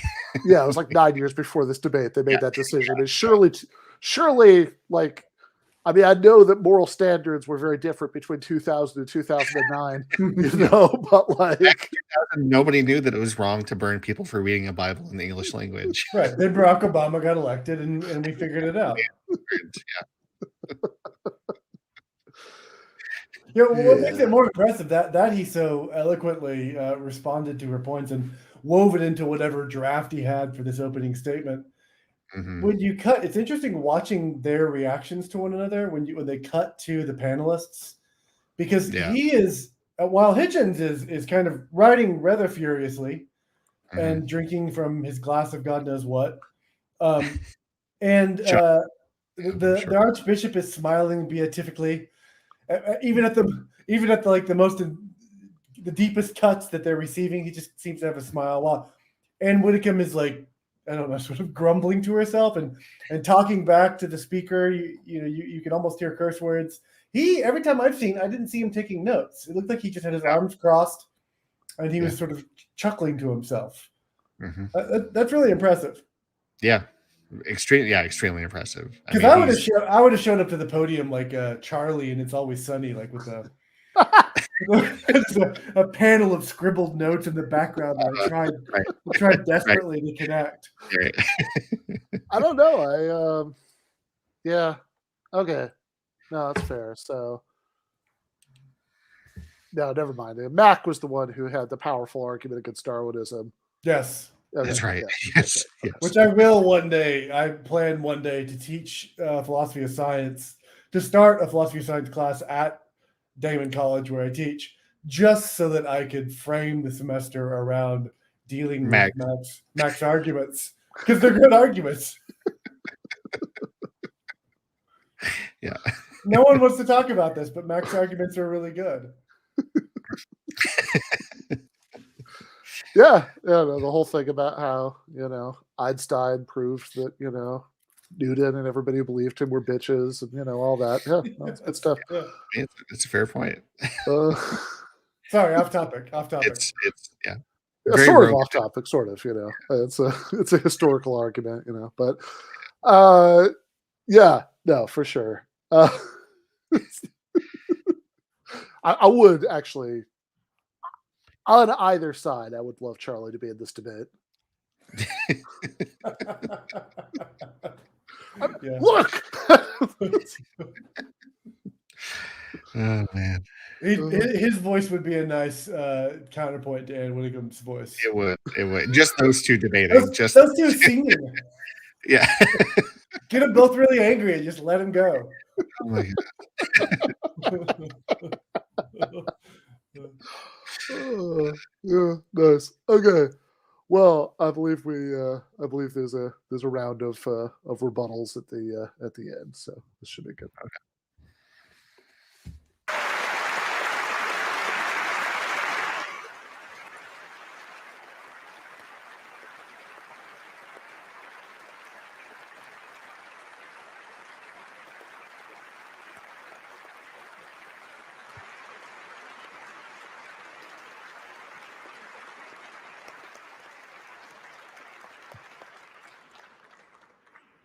Well, Stephen Fry, thank you very much. So you've heard all our four speakers. It's going to be your turn, the audience, next. And I'll give you a couple of minutes to think about what you want to ask our panelists, any questions or comments you may wish to make. Because I'm going to give you now the result of that vote that you all gave when you were coming in here to Central Hall. And there are about 2,100 people in the auditorium today, well over that actually.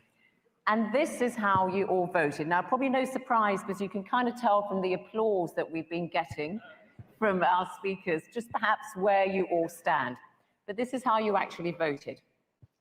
The Catholic Church, the motion is the Catholic Church is a force for good in the world. In favor of the motion were 678. 678 agree with that. Against the motion that the Catholic Church is a force for good was 1,102. Big difference. However, 346 of you were undecided. Now, I've been taxing my arithmetical abilities here, and I see that it's a difference of 424. 346 were undecided. So Archbishop and Anne Widdecombe, you're going to have to not win over the undecided, but actually convert some from the other side. So you need to get 425 over to win the motion, because at the moment you're quite a few hundred behind. Let's see if we can sway any opinions here amongst all of you by listening to some points that you wish to raise with the panel. And then we're going to ask you to vote again, and I'm going to ask our speakers to make their closing statements. Now, put your hand up if you want to speak. If you go on, I've got a little button here that will render you inaudible. So please keep your comments to the point. You're standing, sir, so you must be terribly keen and enthusiastic. So I will come to you first.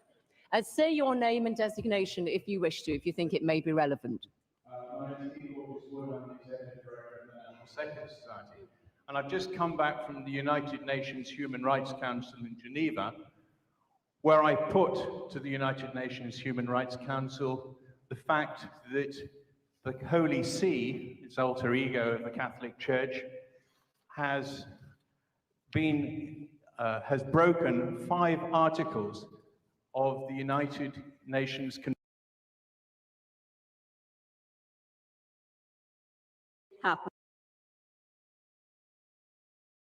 I am just, usually we skip the Q&A. I think they said the closing statements. I'd forgotten this were after the Q&A, if I'm understanding what's going on here correctly. So I'm just trying to skip ahead to find that. So we don't have to, we don't have to listen to all of the random people grandstanding and giving speeches and, doing the thing that every single debate that includes a Q&A does, so I'll remind you, these are supposed to be questions. So we can see if we can just find the closing statements here at the end.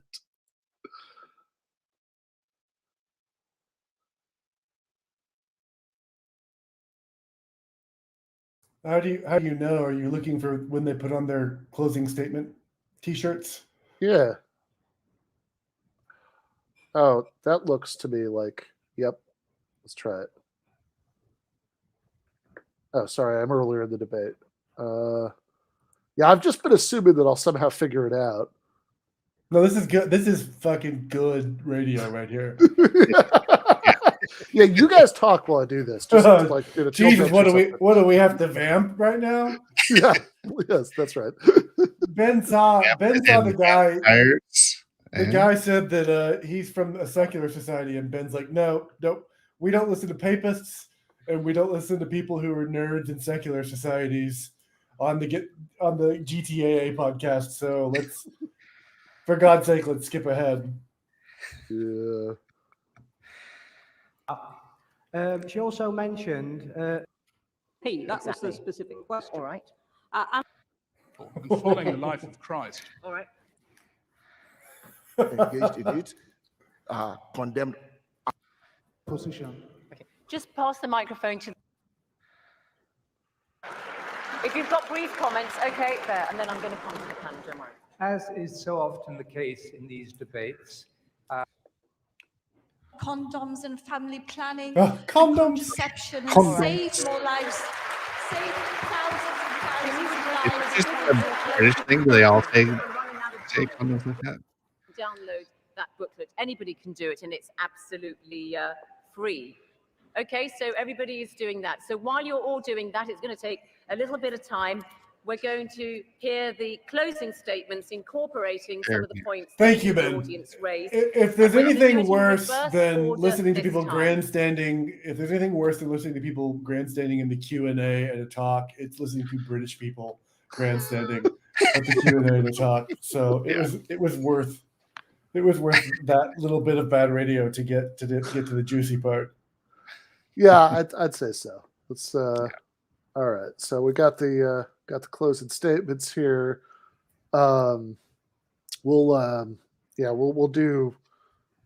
Yeah, I think we could trim that out later. So people will wonder what was being excised. If there was you know, somebody said like, you know, if Mark had said something incredibly offensive, and like, you know, we just had to cut it, you know, from the final video.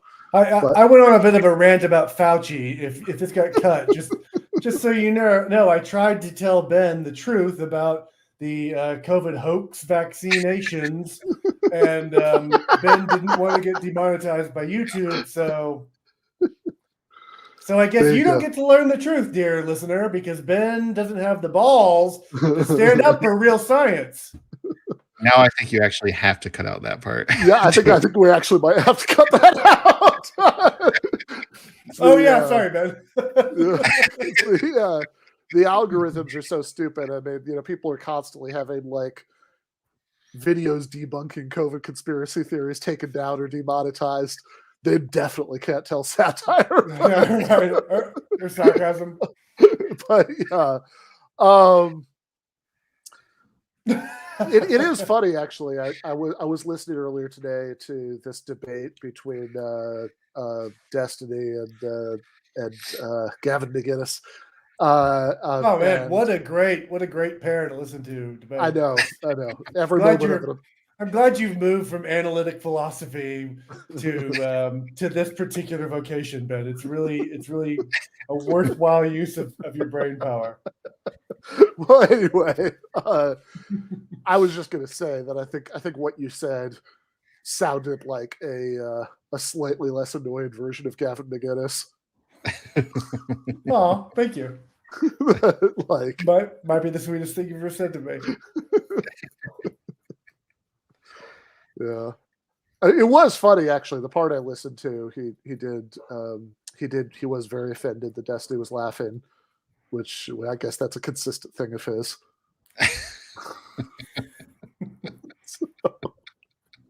Well, he is, if anything, a serious man. Yeah. Oh my God. Yeah, no, that's amazing. Like that's my 10 minutes of talking to him, you know, so ended with, after I will say heroically holding back for 10 minutes, I finally did start laughing. And what do you call it? He's called me like a smug cunt, I think, and then which ended points to him. Ended the call. And I remember you saying that at the time, Mark. It's like, well, to be fair. But which is amazing because like, and yeah, it's the same thing in this one just now. That's like, so like he'll do everything short of taking out his dick, but like if anybody, you know, like if anybody laughs, you know, no, like, he will actually take out his dick. That's, I mean, I hardly know who the guy is, but I have seen his penis. So he's in that sense the Colin McGinn of the media sphere. Oh man! Oh God! Yeah, no, fair enough. But anyway, I'm just saying, you know, I think you're very close to doing a good Gavin McGinnis, but I think you just need to make it a little bit more abrasive for it to be completely convincing. Show my penis, pull out a samurai sword. All of these things would help. Right. All right, closing statements. And it's going to be Stephen Fry first. Let me just remind you about some of the points, or did you make notes about them? Notes, yeah. You've made notes. Excellent chat, Stephen. You're doing the work. So Stephen Fry, final statements, please. Oh, stay sitting. Sorry. Observant chap, aren't I? Yes. Well, it's been a really interesting debate, and I've loved some of the questions from the floor. I suppose I'm slightly disappointed that Anne Widdecombe in particular should say, oh, I knew they'd bring up condoms and child rape and homosexuality. It's a bit like a burglar in court, so you would bring up that burglary and that manslaughter. You never mention the fact I give my father a birthday present. You know, it's, yes, are you getting the message? There is a reason we hammer home these issues, because they matter. They matter to people's hearts and souls. I make no apology to the lady who said this is supposed to be intelligence squared. Why are you being so emotional? We're talking about religion and souls here. I make no apology for being emotional about that subject. I make no apology for apparently not understanding the theology of Thomas Aquinas and Augustine of Hippo, or the Council of Trent, or various other extraordinary conventions that ruled on limbo. Don't tell me there's some magisterial and mystical reason behind limbo that I'm too stupid to understand. That's not good enough. It really isn't. As a rather more contemporary theologian, Bultmann, said, the problem with mysticism is it begins in mist and ends in schism. And it's terribly disappointing to hear that those who want to stand up for a church that is based on a founder who was put to death by capital punishment, who, for all we know from what he said, seemed to be very, very understanding, imaginative, pure, simple, remarkably intelligent in a Socratic kind of way. And he is represented by really, I'm afraid, pretty low-rent intelligences and pretty low-rent imaginations. They are not connected at the moment, it seems to me, with the aspirations and desires of the human race. There's such an opportunity, owning 1 billion souls at baptism, that can never be unowned, to answer that lady's question, until she's excommunicated. So yes, you are counted. It's such an opportunity to do something remarkable to make this planet better. And it's an opportunity that is constantly and arrogantly being avoided. And I'm sorry for that. Okay, thank you.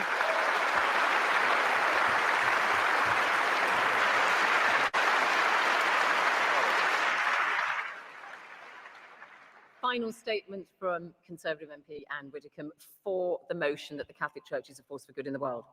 Right, can I first answer the point raised by the lady over there about how she'd been helping women who were in danger of death even from pregnancy and childbirth, and answer the allegation behind it, which is that somehow the reason why so many women in the third world continue to go on having children beyond a safe point is all because it's the wicked Catholic Church. Let me point out the obvious, that if you're in a country where the mortality rate is extremely high, where you do not expect the majority of your children to survive into adulthood, and there is no convenient abbey field to nip to, the reason that you have children is for security in your old age. And in case anybody thinks I'm making that up, may I point out that I did actually go out with an aid project to Zambia, and I asked woman after woman about why they had such large families when they couldn't feed them, and the answer was always the same. Somebody has got to look after me when I am old. Let's forget that. And then, of course, we have had all the usual stuff about how the Catholic Church, being against condoms, has apparently caused untold misery. I'm not going to cite the Catholic Church now. I'm going to cite people who wouldn't want to be associated with the Catholic Church. Dr. Edward Green, liberal, agnostic, Harvard Center for Population and Development Studies, writes, 20 years into the pandemic, there is no evidence that more condoms leads to less AIDS. We're simply not seeing what we expected. And he goes on to say that in Africa, where many have to go miles even to get an aspirin, a number of researchers are now questioning whether the universal ideal of perfect condom use, because that is what is required, with a regular supply is quite simply unattainable. John Hitchens of the Center for Sexual Health and HIV Research says, we should ask why condom promotion is apparently not having much effect in most developing countries. And finally, Dr. Trevor Stammers, none of these people Catholics. There are no examples to date from any country in the world that has reversed a generalized epidemic by means of condom promotion alone. Now, if we are true to wanting to help people, if we are really true to it, then we should face up to that perhaps rather inconvenient fact that what was expected hasn't actually happened. I could go on, I could quote UNAIDS, I could quote the Wellcome Trust, research after research now, suggesting that condoms actually are not the answer that they were once thought to be. And when I said that our opponents are obsessed with sex, I meant it in this way. The only nastiness tonight, and there's been virtually none, the only nastiness tonight came when Stephen Fry accused the Archbishop of being sexually dysfunctional, because he said that celibate priests and monks had no right to tell him what to do because they were, and I quote his words, sexually dysfunctional. As I've said, our opponents always try to home in on sex when the teachings of the church, which are, after all, only about the stability of family, the maintenance of fidelity, the virtue of chastity, when the church teaches that as one part of all its teaching, I do sometimes despair at the way that these debates always come back to that. So I'm very pleased to have been here tonight, despite the fact that I think the incoming poll was slightly discouraging. I'm very pleased to have been here with the Archbishop and with the two gentlemen opposite, and thank you for the opportunity.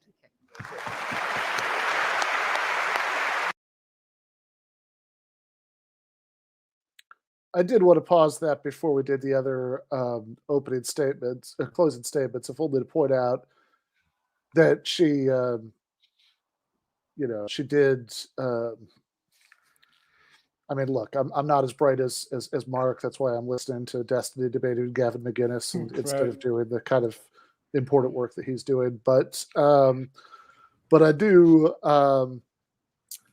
But even I noticed that she was quoting people who are non-Catholics talking about condoms, and she was quoting people who would say promoting condom use only doesn't stop AIDS. Yeah. And concluded that therefore it was perfectly fine to tell people that they were morally forbidden from using condoms. Mm-hmm. Yep. It's a pretty ridiculous straw man. I mean, and especially because Fry was like explicit, like he was, generous. He's like, you guys should just be promoting condom use in addition to abstinence and faithfulness in a relationship. Like it should be part of a bigger strategy. Or he said even if you're against condom use, you could say you can encourage abstinence, you can encourage monogamy, but for God's sake, don't discourage condom use. Don't lie about what condoms do. Like, yeah. I mean, honestly, it is a pretty direct parallel to the 2022 thing, where the the CDC, which is a flawed organization. There's certainly legitimate criticisms you could make, but like the CDC. Would you like to hear some? Yeah. Yeah. Let's actually do an hour of that now. Cut Mark entirely out of this video. just have this for the entire. But like when the CDC said at the beginning of Omicron, they reminded people of something that had never been controversial and never been in doubt, which is that N95s are more effective than cloth masks.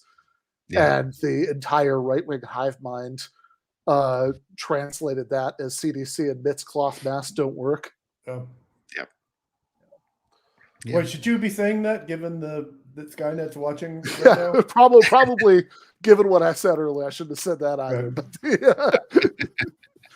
we should in fact do the thing which I'm sure is the ultimate goal, which doesn't really fit on the face of it with the purported goals of the censorship algorithms, which is that we should just pretend that COVID doesn't exist, because if we talk about it, we could be censored. Just for the algorithms, masks work, vaccines work, COVID bad, Mark wrong. Yeah, that's what they really wanted to hear. The four affirmations. Yeah. Yeah. I mean, well, I mean, just the case, the idea that condom use is not effective in stopping the spreads of AIDS, like from my comfortable armchair, I I can't say because I'm a fallibilist, I can't say for certain that that's false. But from my armchair, I can say the amount of evidence I need to be shown to be convinced that that's the case, it would have to be really strong because I know how condoms work. And I know that condoms are, in particular in individual incidences, effective ways to stop the spread of STDs. So it's very hard to imagine why they wouldn't be at least of some effect if the Catholic Church allowed them to be used in countries that were dealing with AIDS pandemics. Mm-hmm. Yeah, I mean, it seems like the only way you could really coherently deny that, at least if you acknowledge that anything that's sexually transmitted is going to be at least somewhat less frequently transmitted given widespread condom use, which is like a hell of a factual premise to try to deny. Like, otherwise, it seems like the only way you can coherently deny what Mark just said is if you're going to say that and Ann Whitcomb actually did kind of flirt with this in her last statement. Oh, no, don't worry. Nobody pays attention to us about this anyway. Yeah.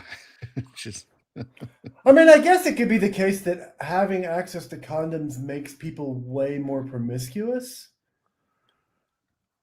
and much less safe in their sexual practices. But man, that seems really unlikely, doesn't it? Yeah, I want some evidence there. Yeah. Mm-hmm. Like, I don't know. It just like, human beings are being what they are, right? I mean, like that just seems unlikely on the face of it. Like, I mean, it's sort of like the argument that we shouldn't promote people wearing seatbelts because people drive more dangerously when they wear seatbelts. That's a good point. Yeah. That's why I never make my children wear seatbelts. Mm-hmm. Yeah. Yeah, just let that point hang in the air for a little while. Thank you. That stays in the video. Just that out of context. We'll cut some stuff out before and after, so there's no context, and just he'll just say, "I never allow my children to wear seatbelts." Okay, but in my defense, I have more than one of them because somebody's going to take care of me in my old age. That's right. Which is the reason people have children. Right. Yeah, I mean, look, I do kind of think that, like, she's right, that, like, if we're going to say in a big picture, like, what's the biggest reason why people in various different countries have lots of kids, that, like, I actually think that is a huge factor, that like, I think that's correct. I just think that, like, again, if the conclusion, and you can even make a case for this, is okay, therefore population rates don't really have much to do with the teachings of the Catholic Church, and fair enough, they're Catholic countries that have very low birth rates, all that, but, like, again, if the best defense of your institution is don't worry, everybody ignores it anyway, like, that's not a really inspiring defense. Mm-hmm. Yeah. And also, like, presumably not everybody ignores it. Like, if they're, I mean, even if the people who don't are statistical outliers, I mean, if you fucked up the lives of a few outliers, that's, that still seems not great. Like, if that's the main effect of that teaching. I'm sad that that's the last. I think that's the last we're going to hear from Ann Whitcomb. I know it is. It is. I would like next week, if you don't mind, can we find more of her content on YouTube? Just whatever she's doing. And next week, can we get her on the show and we'll reach out, just have a conversation? I mean, granted, when we do these, it is very late in the UK, but to be fair, I assume that she's fully awake, hanging upside down from the ceiling at 1 in the morning British time. So. Wait, she is a vampire? I thought she had fought the vampire. Okay. Wait, I just, we do need to do this because I just looked at her on YouTube, just Ann Whitcomb on YouTube. Here's what we get. Ann Whitcomb shares her concerns about Meghan Markle. I wonder what that could be. Wait, I'm not done. Next, Whitcomb, awesome. Science may produce an answer to homosexuality. Oh, good. Whitcomb believes the Me Too movement is trivial whinging. Man, she's great. What a wonderful human being. What a poster child for the Catholic Church. Like, God. Byron in the chat says there's an amazing Whitaker YouTube video about her visiting Nordic prison. So I hope that she's like very upset that the prisoners are suffering more. Yeah, which I'm sure it has to be. It has to be.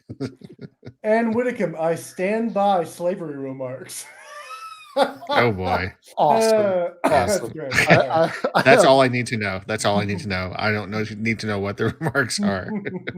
Yeah. Just need to know that she stands by them. Yeah, no, that is just like, I mean, that is just a beautiful little self-contained onion, the headline, that they, person X says they stand behind their slavery remarks. You gotta know all you need to know. Yeah, that would just be one of the ones that's just a picture. There's no article attached to it. Yeah. There's a lot of discussion of cloth condoms in the chat, and I'm really curious what you guys think about cloth condoms.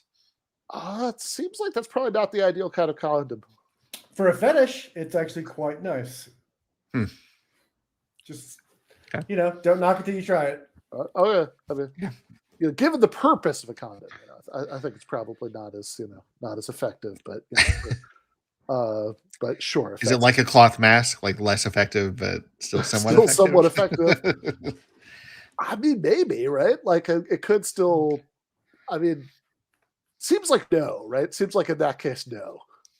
But I guess I haven't seen any, data on this. So, Yeah, I want to see some data. It's got to be at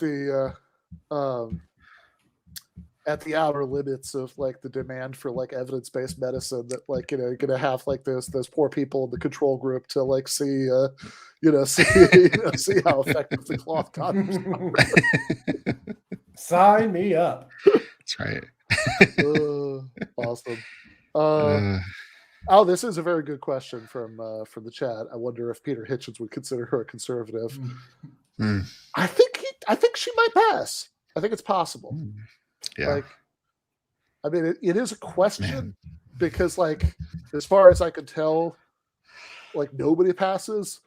But like he actually said, even though a lot of what the 1990 debate with Christopher was about was the European Union, and he was very much arguing that Britain should not be part of the European Union. He said he didn't vote in the Brexit referendum because, like, he didn't like the way the campaign was or something. So it just my general vibe is that his policy is to be against everything at all times. But if anybody would make it onto the conservative list, then in Peter Hitchens' mind, I think Ann Whitcomb would probably count. Uh-huh. All righty. Let's watch the end of the opening statement, so that we should have Christopher Hitchens and the Archbishop left.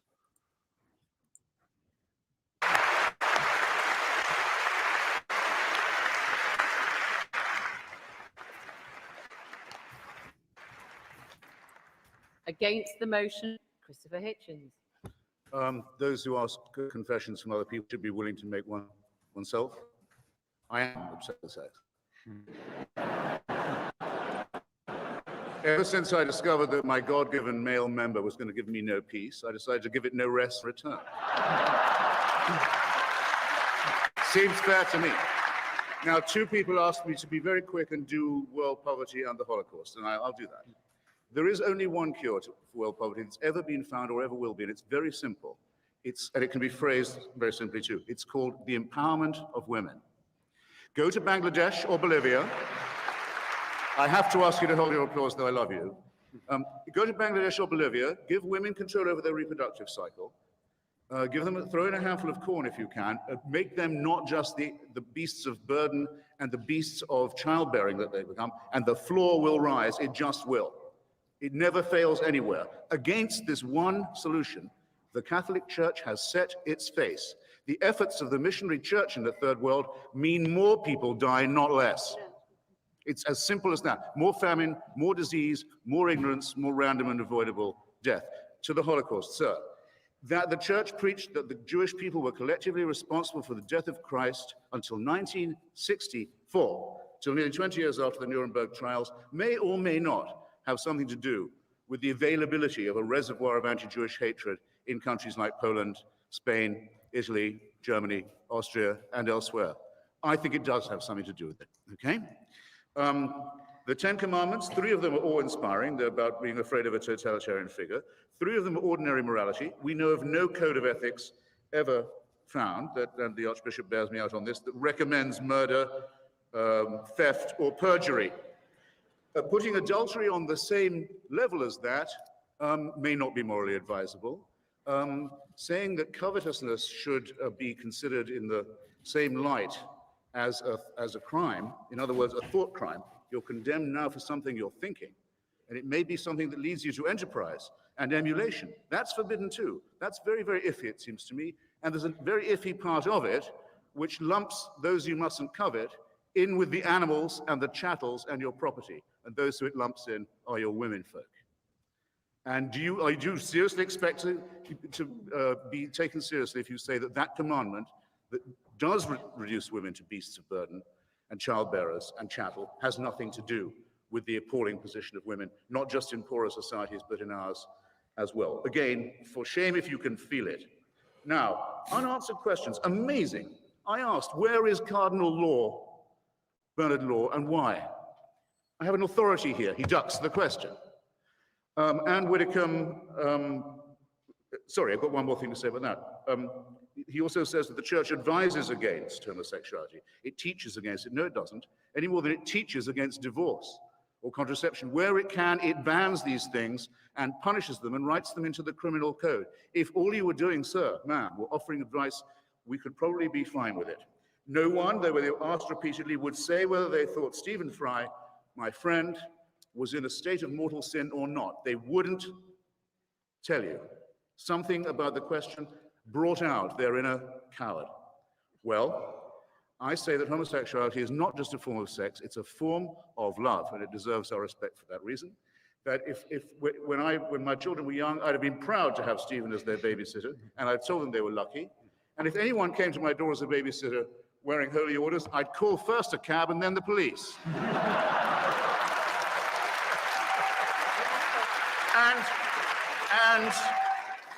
And it's your fault, sir and ma'am, it's your fault that that's true and that everybody knows it's true. How you can live with it, I don't know. Now, relativism, I thought we were agreed. But Anne Widdecombe says slavery has to be considered in context. What's more relative than that? There were people at the time, Thomas Paine, Benjamin Franklin, there were innumerable humanists and secularists who said slavery is evil. The church wouldn't agree. Now, which is it then? Is it that the church is wrong, or, even more suggestive, that God has not yet revealed that it's wrong to them? Or did God support it all those years and then change his mind? From a beginning point of absurdity, you arrive at a terminal point of absolute moral chaos. And I think you've at least done us the favor of making that plain this evening. God, in short, God did not make man in his own image. It is precisely to the contrary. Mammals and primates made many gods and many churches in their own rival images. And that would explain, if these churches and faiths were invented by primates who are only half a chromosome away from a chimpanzee, which happens to be the case, it would explain a lot, would it not? I can't offer you absolution. Not in my power to do it. Stephen can't offer you absolution. First of all, we believe, we more or less know, there's no such thing. But if you confess your sins specifically, if you name them and don't just make them general, if you do so truly repenting of them, without any purpose of evasion, and if you make a firm purpose of amendment, you might be able still, while there's time, to live with your consciences. I wish you all the luck in the world in pursuing that course of action. Thank you. Thank you.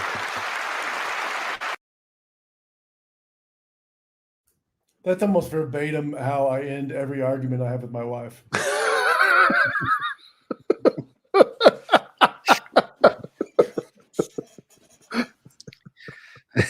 I just list all the things that she has to do to make peace with her own conscience. I can't offer her absolution, and I wish her a world of luck. in that course of action. Yeah. Which is all you can say when Stephanie is just ranting about condoms. Like, Right. she does. Oh, here we go about condoms again.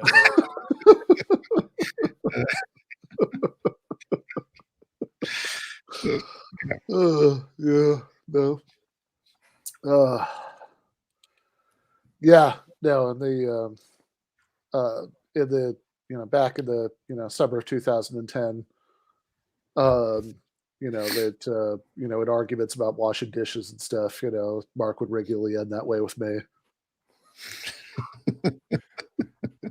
I don't want to get into that again, Ben. There are still dishes in Miami right now that have not been washed. Yeah. So are we going to end this now with a big wet fart from the Archbishop? I know. I sort of like, on aesthetic grounds, I kind of want to just end the stream right now, but I feel like we should watch these last 2 minutes and talk about it, just because the debate as a whole. This is the last word. We're going to see how we should have watched his comments and then Hitchens, which was done out of order. I mean, say what you want about Anne Widdecombe. She would have ended it. She would have been a stronger note to end on. Yes. Rhetorically, there is absolutely no doubt it would have been better if she and the Archbishop had switched positions. I mean, maybe not. Maybe we're selling him short. Maybe he's going to surprise us. Maybe he'll absorbed all these points in the past 2 hours. Maybe he'll play the vampire card. Oh, that would actually be the best possible ending to this debate, that he revealed the church's importance to struggle against vampires. The way to turn the audience around is to reveal that the moderator is a vampire and to kill her. Right. Drive a stake through her heart. See, look, she's dead. That's one down. Yep. Yeah. Well, that would prove it. Yep. All right.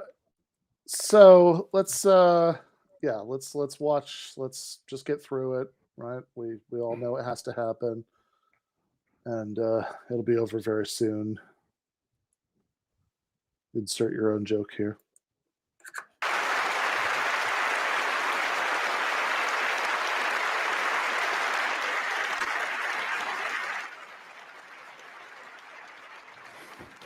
Final statement from our final speaker, Archbishop of Abuja, John Onayaken. You've got to make your final pitch now to the audience. Thank you very much. I just want to draw the attention of the audience back to the topic. Yeah. And the topic is quite clear. The Catholic Church is a force for good in the world. He did not say it is the only source for good. He did not say it has always been a source for good. It's not in the past tense, it's in the present tense, is a source for good. The way I learned logic, this is the way I would proceed. Which is why when we are being brought back to all the evils in the past, I kept asking myself, are my friends digging into all those because they really have no proper argument to say against the motion? Because from all they have said, I still have not seen how they have in any way shown that the Catholic Church is not a force for good in the world. There are other people, of course, who are forces for good in the world. We are just one of them. And I still believe that so we are. And I just want to bring that to the attention of this body, if at all it is possible. Because from what I'm saying, probably many are not really listening in that direction. But also what worries me a bit is the way the Catholic Church has been described from across this table. Mrs. Wetherman already mentioned a few cases where there have been a clear caricature of both the Catholic Church and its position. If it is a caricature, sometimes caricatures are very funny and they are quite entertaining, but I do not think we are here about entertainment. I think it is important, if this is a serious discussion, that one makes a little effort to actually get to understand exactly the truth about the matter. I can say all kinds of things about other people, but I think it is fair enough that when it comes to what does the church say about condoms, what does it say about homosexuality, what does we say about women priests, we need to take the trouble to find out exactly what it is saying, not what the newspapers are saying that we are saying. Unfortunately, this is not a forum to give you a proper exposition of the Catholic faith. And in fact, I seriously resisted the temptation to preach to you. It seems that all the preaching today came from the other side. And but anyway, be that as it may, I must mention two issues that was raised. We have been told that the whole genocide in Rwanda is a fault of the Catholic Church because the Rwandans are practically all Muslims. If there's going to be a genocide, it has to be done by somebody. They happen to be Muslims. In any case, that a bishop was accused. Yes, a bishop was accused, but the bishop was discharged and acquitted because he was accused. When he was accused, all the world media were there because this was great news. A bishop accused of genocide. The day he was discharged and acquitted, they were not interested. Nobody was interested to hear that Bishop Augustine Misago has been discharged and acquitted because he was accused on false, trumped up charges. As for condoms, Mrs. Wederman already has shown that there are scientific positions that support the position of the church. All I want to add here is this. If indeed the burden of HIV and AIDS is in Africa, know that it is my nephews, my nieces who are most affected. And let nobody out there think that they care more about the life of my own nieces and nephews than I care. So if we take a position, it is because we seriously believe that this is the right position. We are not talking of the validity or the value of one sexual act with a good condom done properly. We are talking of condoms being distributed indiscriminately to young people and being told that once you wear this, you are safe. The fact is that when that is done, AIDS is increased, not decreased. I think this is been proved from epidemiological research. It's not talking about whether condom protects from one act, but when it comes to a whole lot of people, like the situation in most countries of Africa, and the situation of health services, right down to simple aspirin, then we know what we are talking about. Finally, we have this event has been very useful and I'm very happy to have been here. We never said that the Catholic Church is perfect. Some questions were proposed to the Archbishop. I'll think about it. We continue to do our best to be as close as we can to Jesus Christ and what he wants us to be, and to constantly be a force for good in the world. And I thank you. Archbishop, thank you.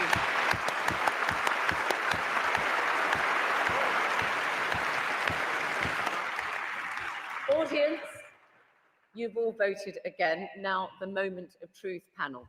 Let me remind everybody that before the debate, when everybody came in, this is how you voted.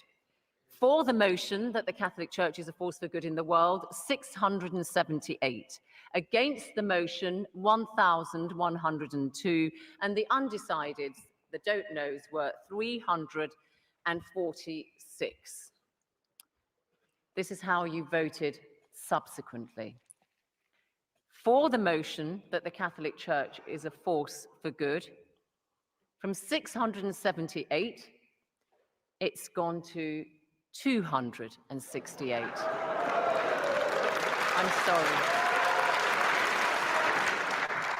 I'm sorry. Against the motion, it's now 1,876.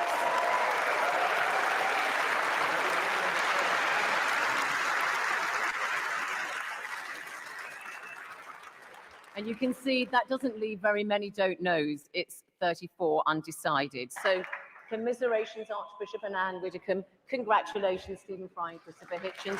Thank you all. If you want to know more about Intelligence Squared debates, then please do go to the website www.intelligencesquareddebates. From me, Zainab Badawi, goodbye.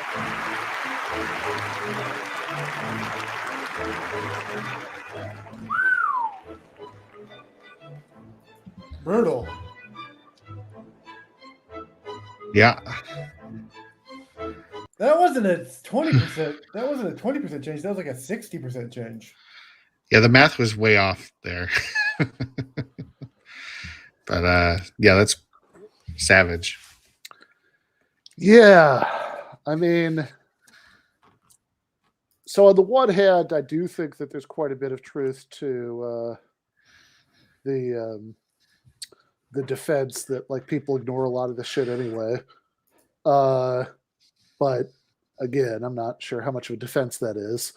If you're trying to make the positive argument that you make the world a better place, that your followers routinely ignore things that you tell them are morally obligatory. I do also, and again, I think that historical context, everybody's bad. That's like okay, sure.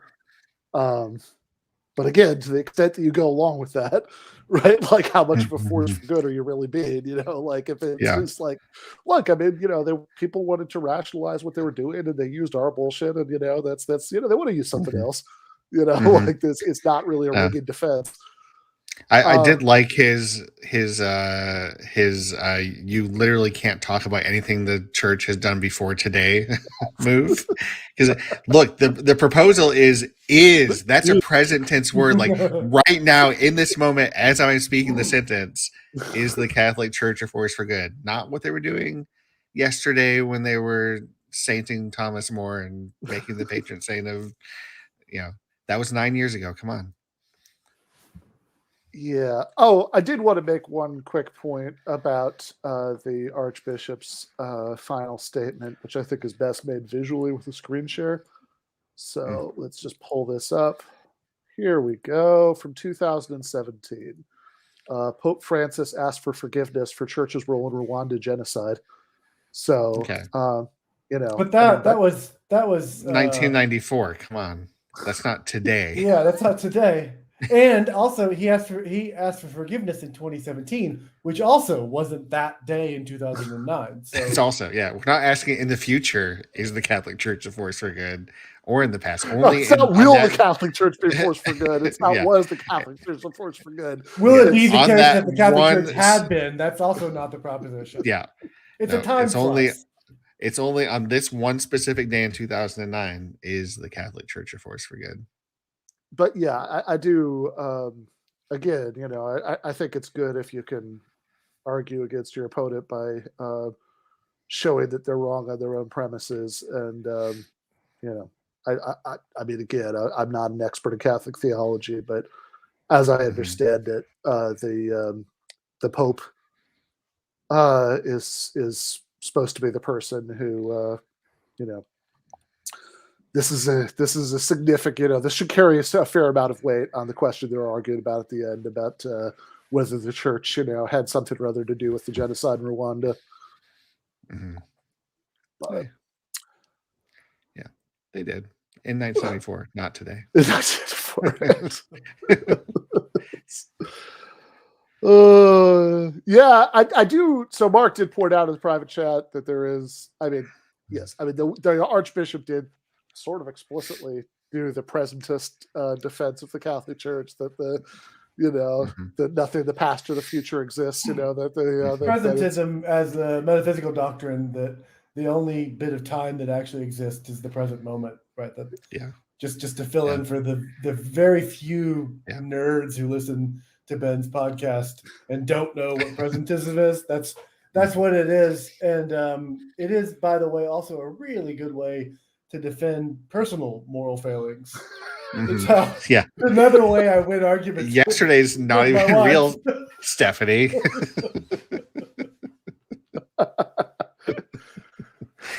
The question is, the question we should be asking is not, was I a good husband?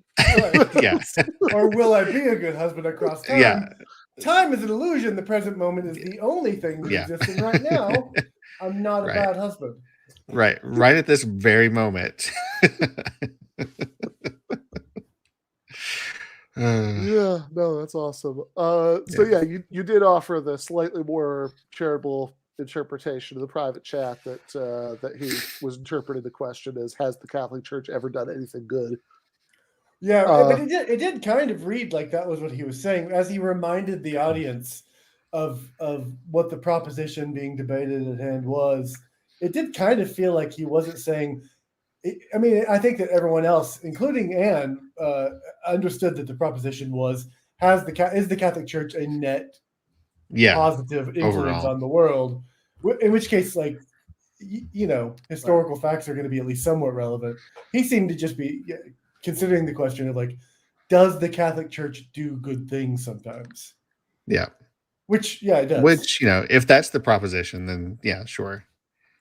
I mean, I'm sure on that, if the proposition was, is Hitler a force for good ever? I'm sure he did something nice at some point in his life. Capture that. Yeah. Somebody. Just yes. We're going to put out a 10-second. Is Hitler a force for good? Yes. That could be a Libs of TikTok. Oh God. I mean, you've got tenure, right, Ryan? Not quite. It can still be snatched away. Quick, yeah. If anyone on the tenure review board is watching this, it's gone. Yeah, they do that little, the quote, the tweet above the clip would just be that little confused emoji, that's I can yes. Yeah. Libs of TikTok will be all over this. Just give them the clip. But yeah, the Archbishop really didn't do himself any favors, or the position any favors thereby. He tried to invoke his nieces and nephews. Yeah, that was uncomfortable. And play the, like, this is closer to home for me than it is for any of you in the audience. A kind of identity politics thing, but if anything, his insistence on this kind of policy from the Catholic Church is more monstrous given in light of that. It doesn't make it better. Mm-hmm. Yeah. Okay, yes, it's problematic to hand out condoms and not explain their proper use. Okay, then tell your nieces and nephews how to take out a banana and if that's really their big concern, the Catholic Church's messaging should be like, let's explain clearly how condoms should be used and put it in context. If only they had some way of communicating ideas to a large number of people. Right. It would be great. Yeah. Oh God, wouldn't that be great? Don't you just want to see a nun with a banana? Like, now you mustn't ever do this. But if you do, make sure you have a little gap at the top. Yeah.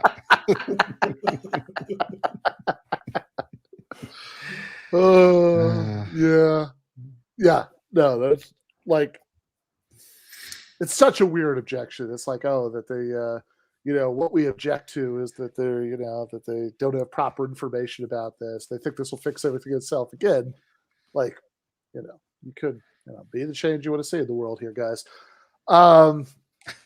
And it's also I mean, nothing in there, again, you could very easily forget, listening to everything Ann Widdecombe and the Archbishop said, that the Church's position is not like indifference towards condoms, right? That it's like moral condemnation of the very act of having sex with a condom on.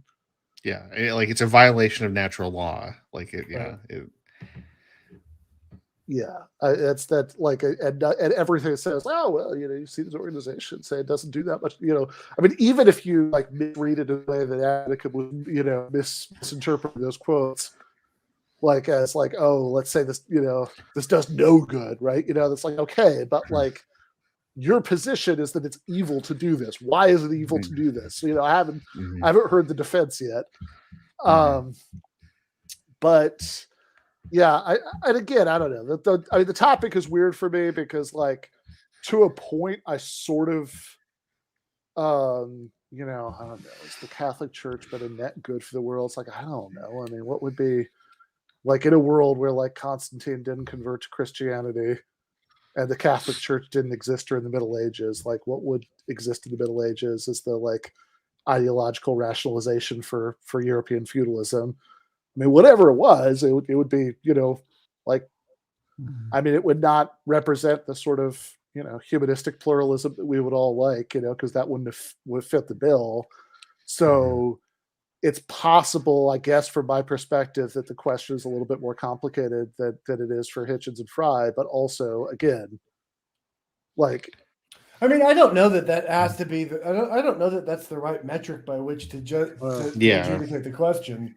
That like the only way to adjudicate the question is counterfactually, like what would be in its place. I think you can judge the Catholic Church on its behavior on its own merits, right? I mean, okay, so net good isn't a counterfactual question. It's just like, as a matter of fact, is something like, as a matter of fact, has the harm of the harmful things it's done been worse than the good of the good things it's done, you know? Yeah. I mean, counterfactuals, you never, I mean, who knows? You can change anything. Like, you know, well, I'll go with the Hitler thing. Like, maybe if Hitler didn't exist, the world somehow turns out worse than if he did. Really? That's your position, you fucking monster? I've got to say, Ryan, that seems unlikely to me. I'm actually pretty confident that the world was worse because of Hitler, but you know, like maybe someone maybe a nuclear holocaust happens in that counterfactual timeline or something. I'm going to go out on a limb here and say Hitler was kind of a jerk. Yeah. Right. I'm inclined to agree with that. That seems right. But that's the point. Like, we can evaluate Hitler on his own merits as a bad person without worrying about, you know, in the other timeline, did a nuclear war happen and actually things turn out right. I think that's right. Even if it is the case that had Hitler not been born, through a butterfly effect, we would have a nuclear war. It's still the case that Hitler, in his own terms, we can just say he was a bad guy. Although Ben, you expressed the opinion in chat. I think agreeing with Jacob that it's wrong-headed to think of religions as forces so much as thinking. What you really should do is think of religions not as forces unto themselves, but as expressions of political power. Is that something like your position? So I think what I said is that it's messy, but I think there's a lot of truth to that. You know, that that like, how much is the religious belief really causing any given thing to happen, and how much of it is it just sort of being used as an ideological justification for the thing. And I mean, clearly you can't answer that question in a kind of absolute way, right? I mean, like, that there are you know, like, there are things, I mean, you know, maybe I'm inappropriately slipping back into thinking about it counterfactually, but like, I think for this question, I have a really hard time understanding it differently than that, right? Like, that so there are definitely things that that have happened, good and bad, right? That I don't think would have happened if not for people having, you know, various religious beliefs. I mean, I think that, you know, that's clearly true, right? But on a sort of bigger picture level, right, is this, you know, is that the main reason why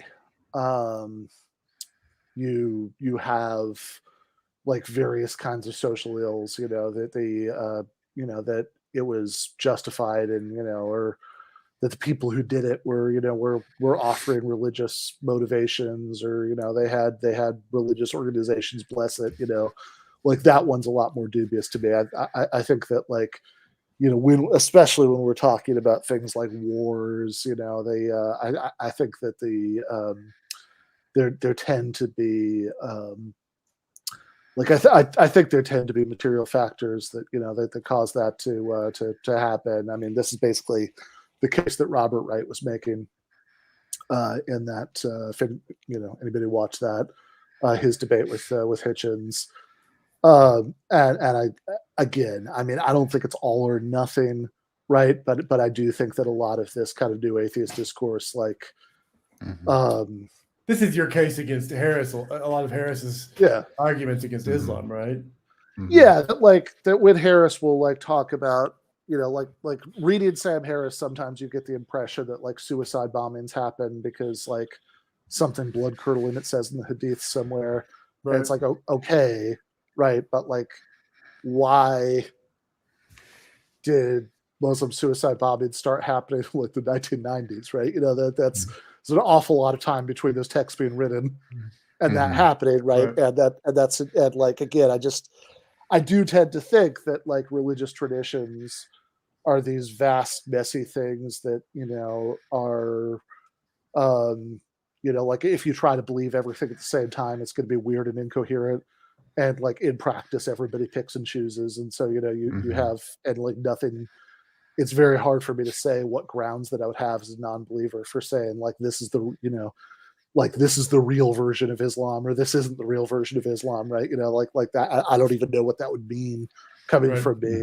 So it's. I think you're going to find people who who like act on all sorts of different values, who sort of express those values in the language of any particular religious or cultural tradition. But I'm very wary of like saying that tradition like is essentially, that thing, But again, I would point out that to the extent that you find all of this convincing, that is a hell of a defense, right? It's like, I mean, if that was going to be like what Ann Whitcomb got up there and said, he's like, oh, if she gave a materialist analysis of the history of the Catholic Church, it's like, oh, don't worry, we don't really, we've been completely ineffectual. We're just the shadow that the powerful cast on the world.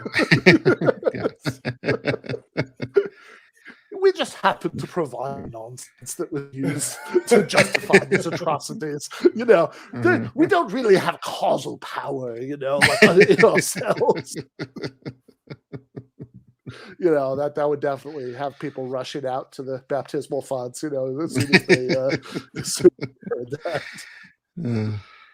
I mean, I'm a little bit. I still have enough of that little bit of new atheist grit in my craw that I'm not totally willing to give myself over to that kind of materialist analysis. I do think I mean I've come most of the way in the past 10 years, but I do think that ideas matter, and that includes religious ideas, and maybe that's. I mean, I don't know that you're saying that they don't matter.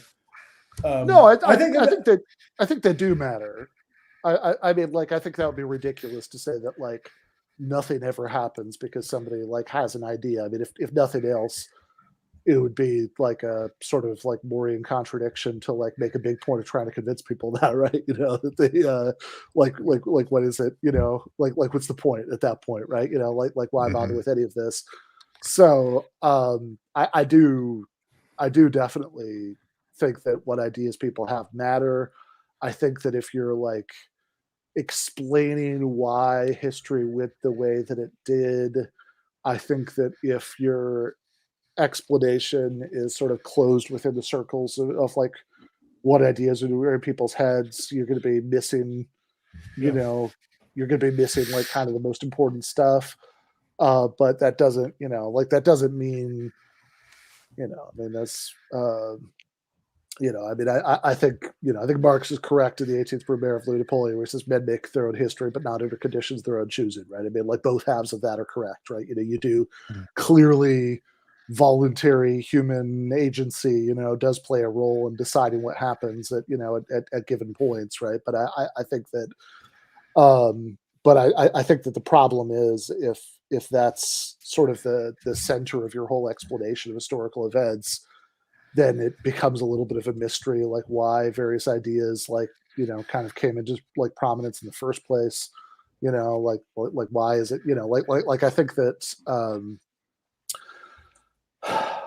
what do I say about this? I think that the main reason why like feudalism happened isn't that people, whatever, like Constantine wasn't reading Epicurus, right? Instead of reading the Church Fathers.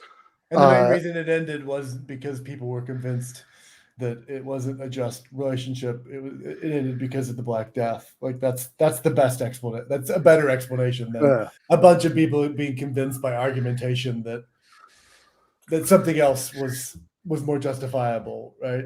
Yeah, and I mean, I think you could even say that, like, the sort of capitalist democratic revolutions of the 18th and 19th centuries wouldn't have happened without people being convinced on a massive scale that it was unjust, right? But I guess the question is, like, why is it that that's happening at that point, right? Why is there an opening for that? And I think that having a group of people who are in a structural position that they could do that, right? I mean, like because you could have, like, I mean, I think, like, throughout history, you have, like, peasant revolts that never go anywhere, that they have, like, so I think once you get to the point where you sort of have this, like, rising market society within French feudalism, and you have this class of, like, upwardly mobile, lawyers and merchants who are, like, kind of the core of the original Jacobins, and they can, I think they're going to be in a position to do that. None of which is to say that somebody who is, like, a anti-royalist pamphleteer in France in the 1780s was wasting their time, in trying to convince people of this stuff, because obviously that does play a role, and without a lot of people like him doing that, it wouldn't have happened. I mean, that's, I mean, I'm sort of asking this because I'm sort of curious how it fits in with like the anti-theism of Hitchens, because I think that there's a way of thinking, there's an eye-rolling tendency on the left sometimes of treating that as if he's tilting at windmills. And if you think that religion isn't a force at all, then of course there's no way any project like that could hope to be successful. But because even if Hitchens delivers the most impassioned and rhetorically effective knockdown arguments against religion, and it convinces many people, there'll be some other thing that will rush in to fill its place on this sort of materialist conception. But you don't need to go that far to still. No, I don't think you need to, and I don't think you should go that far. I mean, I think, like, the better reason for pessimism about that project is just that, like, and I mean, Hitchens, I think his more reflective moments actually says a lot of things like this, right? That, like, religious belief isn't going any way. Like, I mean, as long as, like, human beings are afraid of death, right? There'll be people who have, like, a powerful emotional pull towards religion. I mean, that's just going to happen. I mean, so I guess given that, like, I mean, I think like combating fundamentalism is certainly an important thing to do. I think that how much that's best done by sort of promoting militant atheism, like, is a slightly different strategic question. And I think that, like, I mean, I don't know. I mean, I think I will say I've evolved on this even a little bit since writing the book, but mostly for reasons that are a little bit sideways, I think, to what you're talking about, which is just that, because for a long time my position was basically, I like philosophy. Philosophy is fun. So, like, I find it very engaging and compelling to argue about the existence of God, because it's, like, a fun, interesting philosophical topic, and that's kind of it. And I guess the biggest thing that increasingly does make me think that, without, like, really taking a militant anti-theist position, because that's really not my position, why it's like, okay, but is there some sort of like public good that's served by some sort of, like, public atheism? I guess I'm increasingly inclined to say yes, but more just because it's like a useful service to people who, especially if they grew up in fundamentalist backgrounds, might be like starting to question this stuff, might like feel incredibly guilty about the fact that they're starting to question this stuff. Yeah. Might wonder if that makes them a bad person, might wonder if they can, how they can respond to, to things that are thrown at them, by Christian apologists. And I think it probably is a useful thing to always have some people who are sort of publicly in the role of saying like, no, you're totally right about this. Here's how you respond to those arguments, and also you're not a bad person. Well, if nothing else, we need people out there teaching people about the Euthyphro dilemma. Yeah. Yes. Right. But no, that's right. I think that I think that sort of the Euthyphro dilemma is a great example of the kinds of actually I do think socially beneficial questions that philosophers can ask, because they serve not just to give some sort of succor to atheists who have all these questions about themselves, but they also rattle people's cages a little bit. They loosen some of the dogmatic conviction that they have. And, really, personally, I did go through I know you didn't, but I did go through a pretty strong anti-atheistic phase. And the thing that shook me out of that more than anything was seeing that replacing a person's normal sort of belief, religious belief, lackadaisical, half-assed religious belief or agnosticism with atheism didn't actually turn out to make them better people. When it actually fleshed out, I saw, there are all these people who are atheists who are just awful human beings. But I do still think that overall, socially, there's a good chance that not becoming an atheist, but just asking yourself difficult questions does tend to make you more open-minded. And okay, so I'll go along with that. That you could have that, like, just like having people being out there outspokenly challenging deeply entrenched beliefs promote critical thinking, and that's like good in itself, right? That makes sense to me. I guess I think. And actually, I think also what you said, like, I think that there's probably something to be said for I actually think there's probably something said for like just being a good public atheist for the sake of like steering people away from bad public atheism, that like if you can, Yeah, we need to pull some people away from the Harrises and the Dawkins of the world. And towards the P.Z. Myers. And yes. Yeah, exactly, right? They have if you could like be like, no, like people, because people are going to have those questions. They're going to be wrestling with their doubts. They're going to want to latch on to somebody who's like giving them a coherent and compelling, explanation of why they're right to have these doubts. But and if that person is like some, I don't know, like Reddit level, YouTube person who for whom atheism is bound up with, I don't know, like some hatred of women. Yeah, evolutionary, psychology, like anti-feminist thing, or it's bound up with, with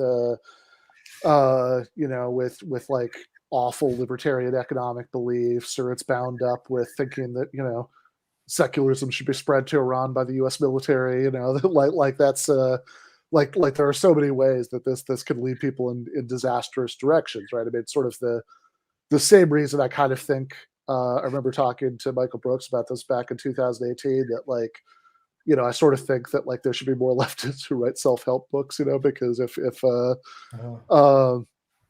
because it'd be so much better, because like there really are, right? I mean, there are people who go to Jordan Peterson because they're looking for that kind of life advice, or they're looking for, like sort of guidance to help them like break their addictions or whatever, and then they end up being influenced by all of his terrible views. I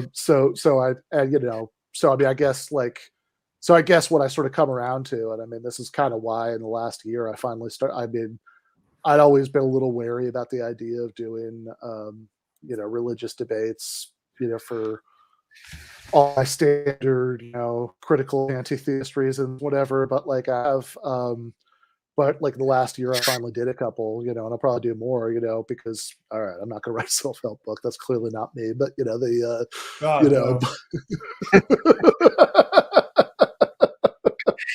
I want to see 12 rules. Stand up straight. Don't put ice in your whiskey. Yeah. Yeah. Always finish your glass. 4 or 5 of them would be whiskey related. Yeah. Yeah.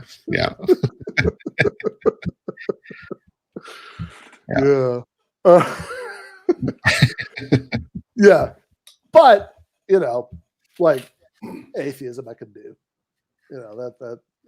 That's well within my skill set. So and it's fun, and it seems like it might actually have some useful purposes, and and if it's like sort of bound up with like, look, Cordell West is much more your friend than I don't know, Richard Dawkins is. That like if it's bound up with that kind of basic stuff, that like serves, I think, a useful purpose on the other end. The same way, kind of compounding the sort of basic public usefulness of just I don't know, like they're like somebody who's like young, anguish, confused Mark Warren, like in that position, right? The little Marks out there, need some sort of reassurance. There are no little Marks out there. They're all big Marks. They're all giants. All the giants. By necessity. Otherwise, they don't count.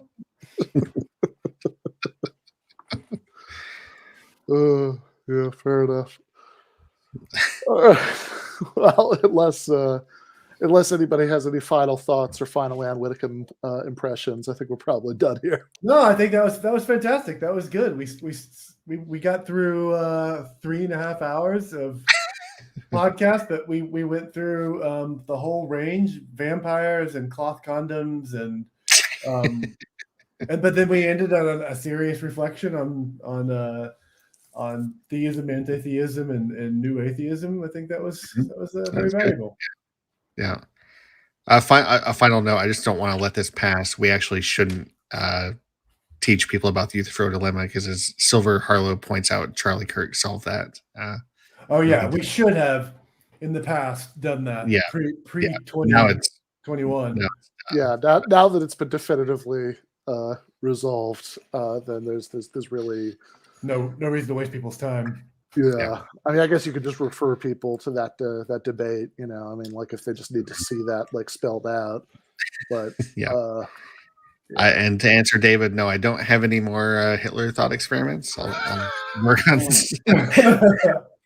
I'll work on some for the next. If I'm not canceled by the time I appear here again. Yeah, fair enough. Well, here, let me let's just play us out. Have an appropriate way to end the stream. So there we go.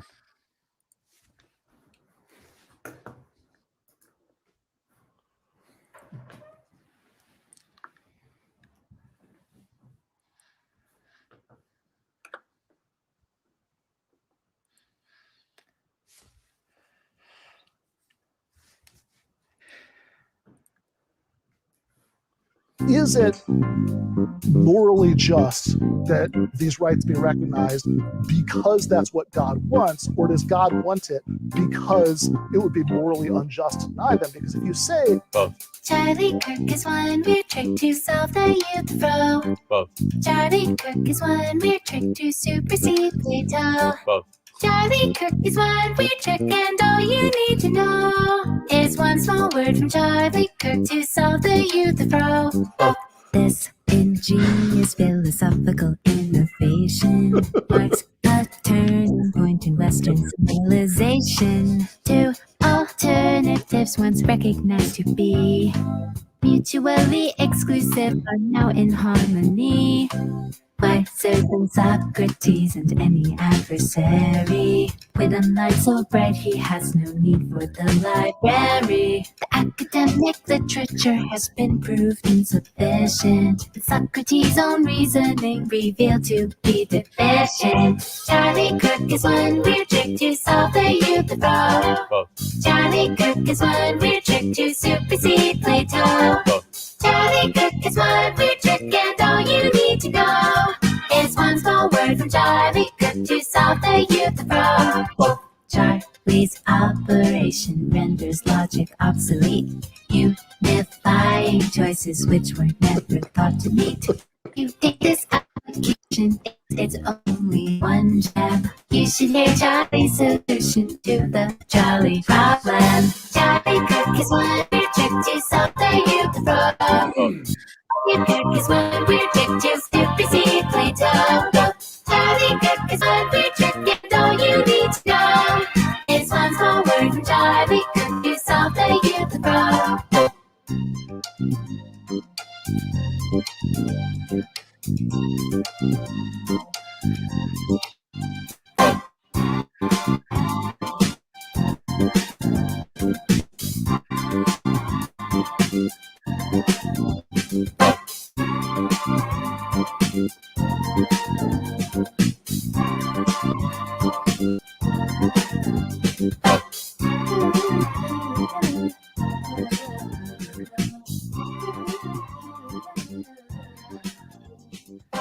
All right. Good night, guys. Left is best.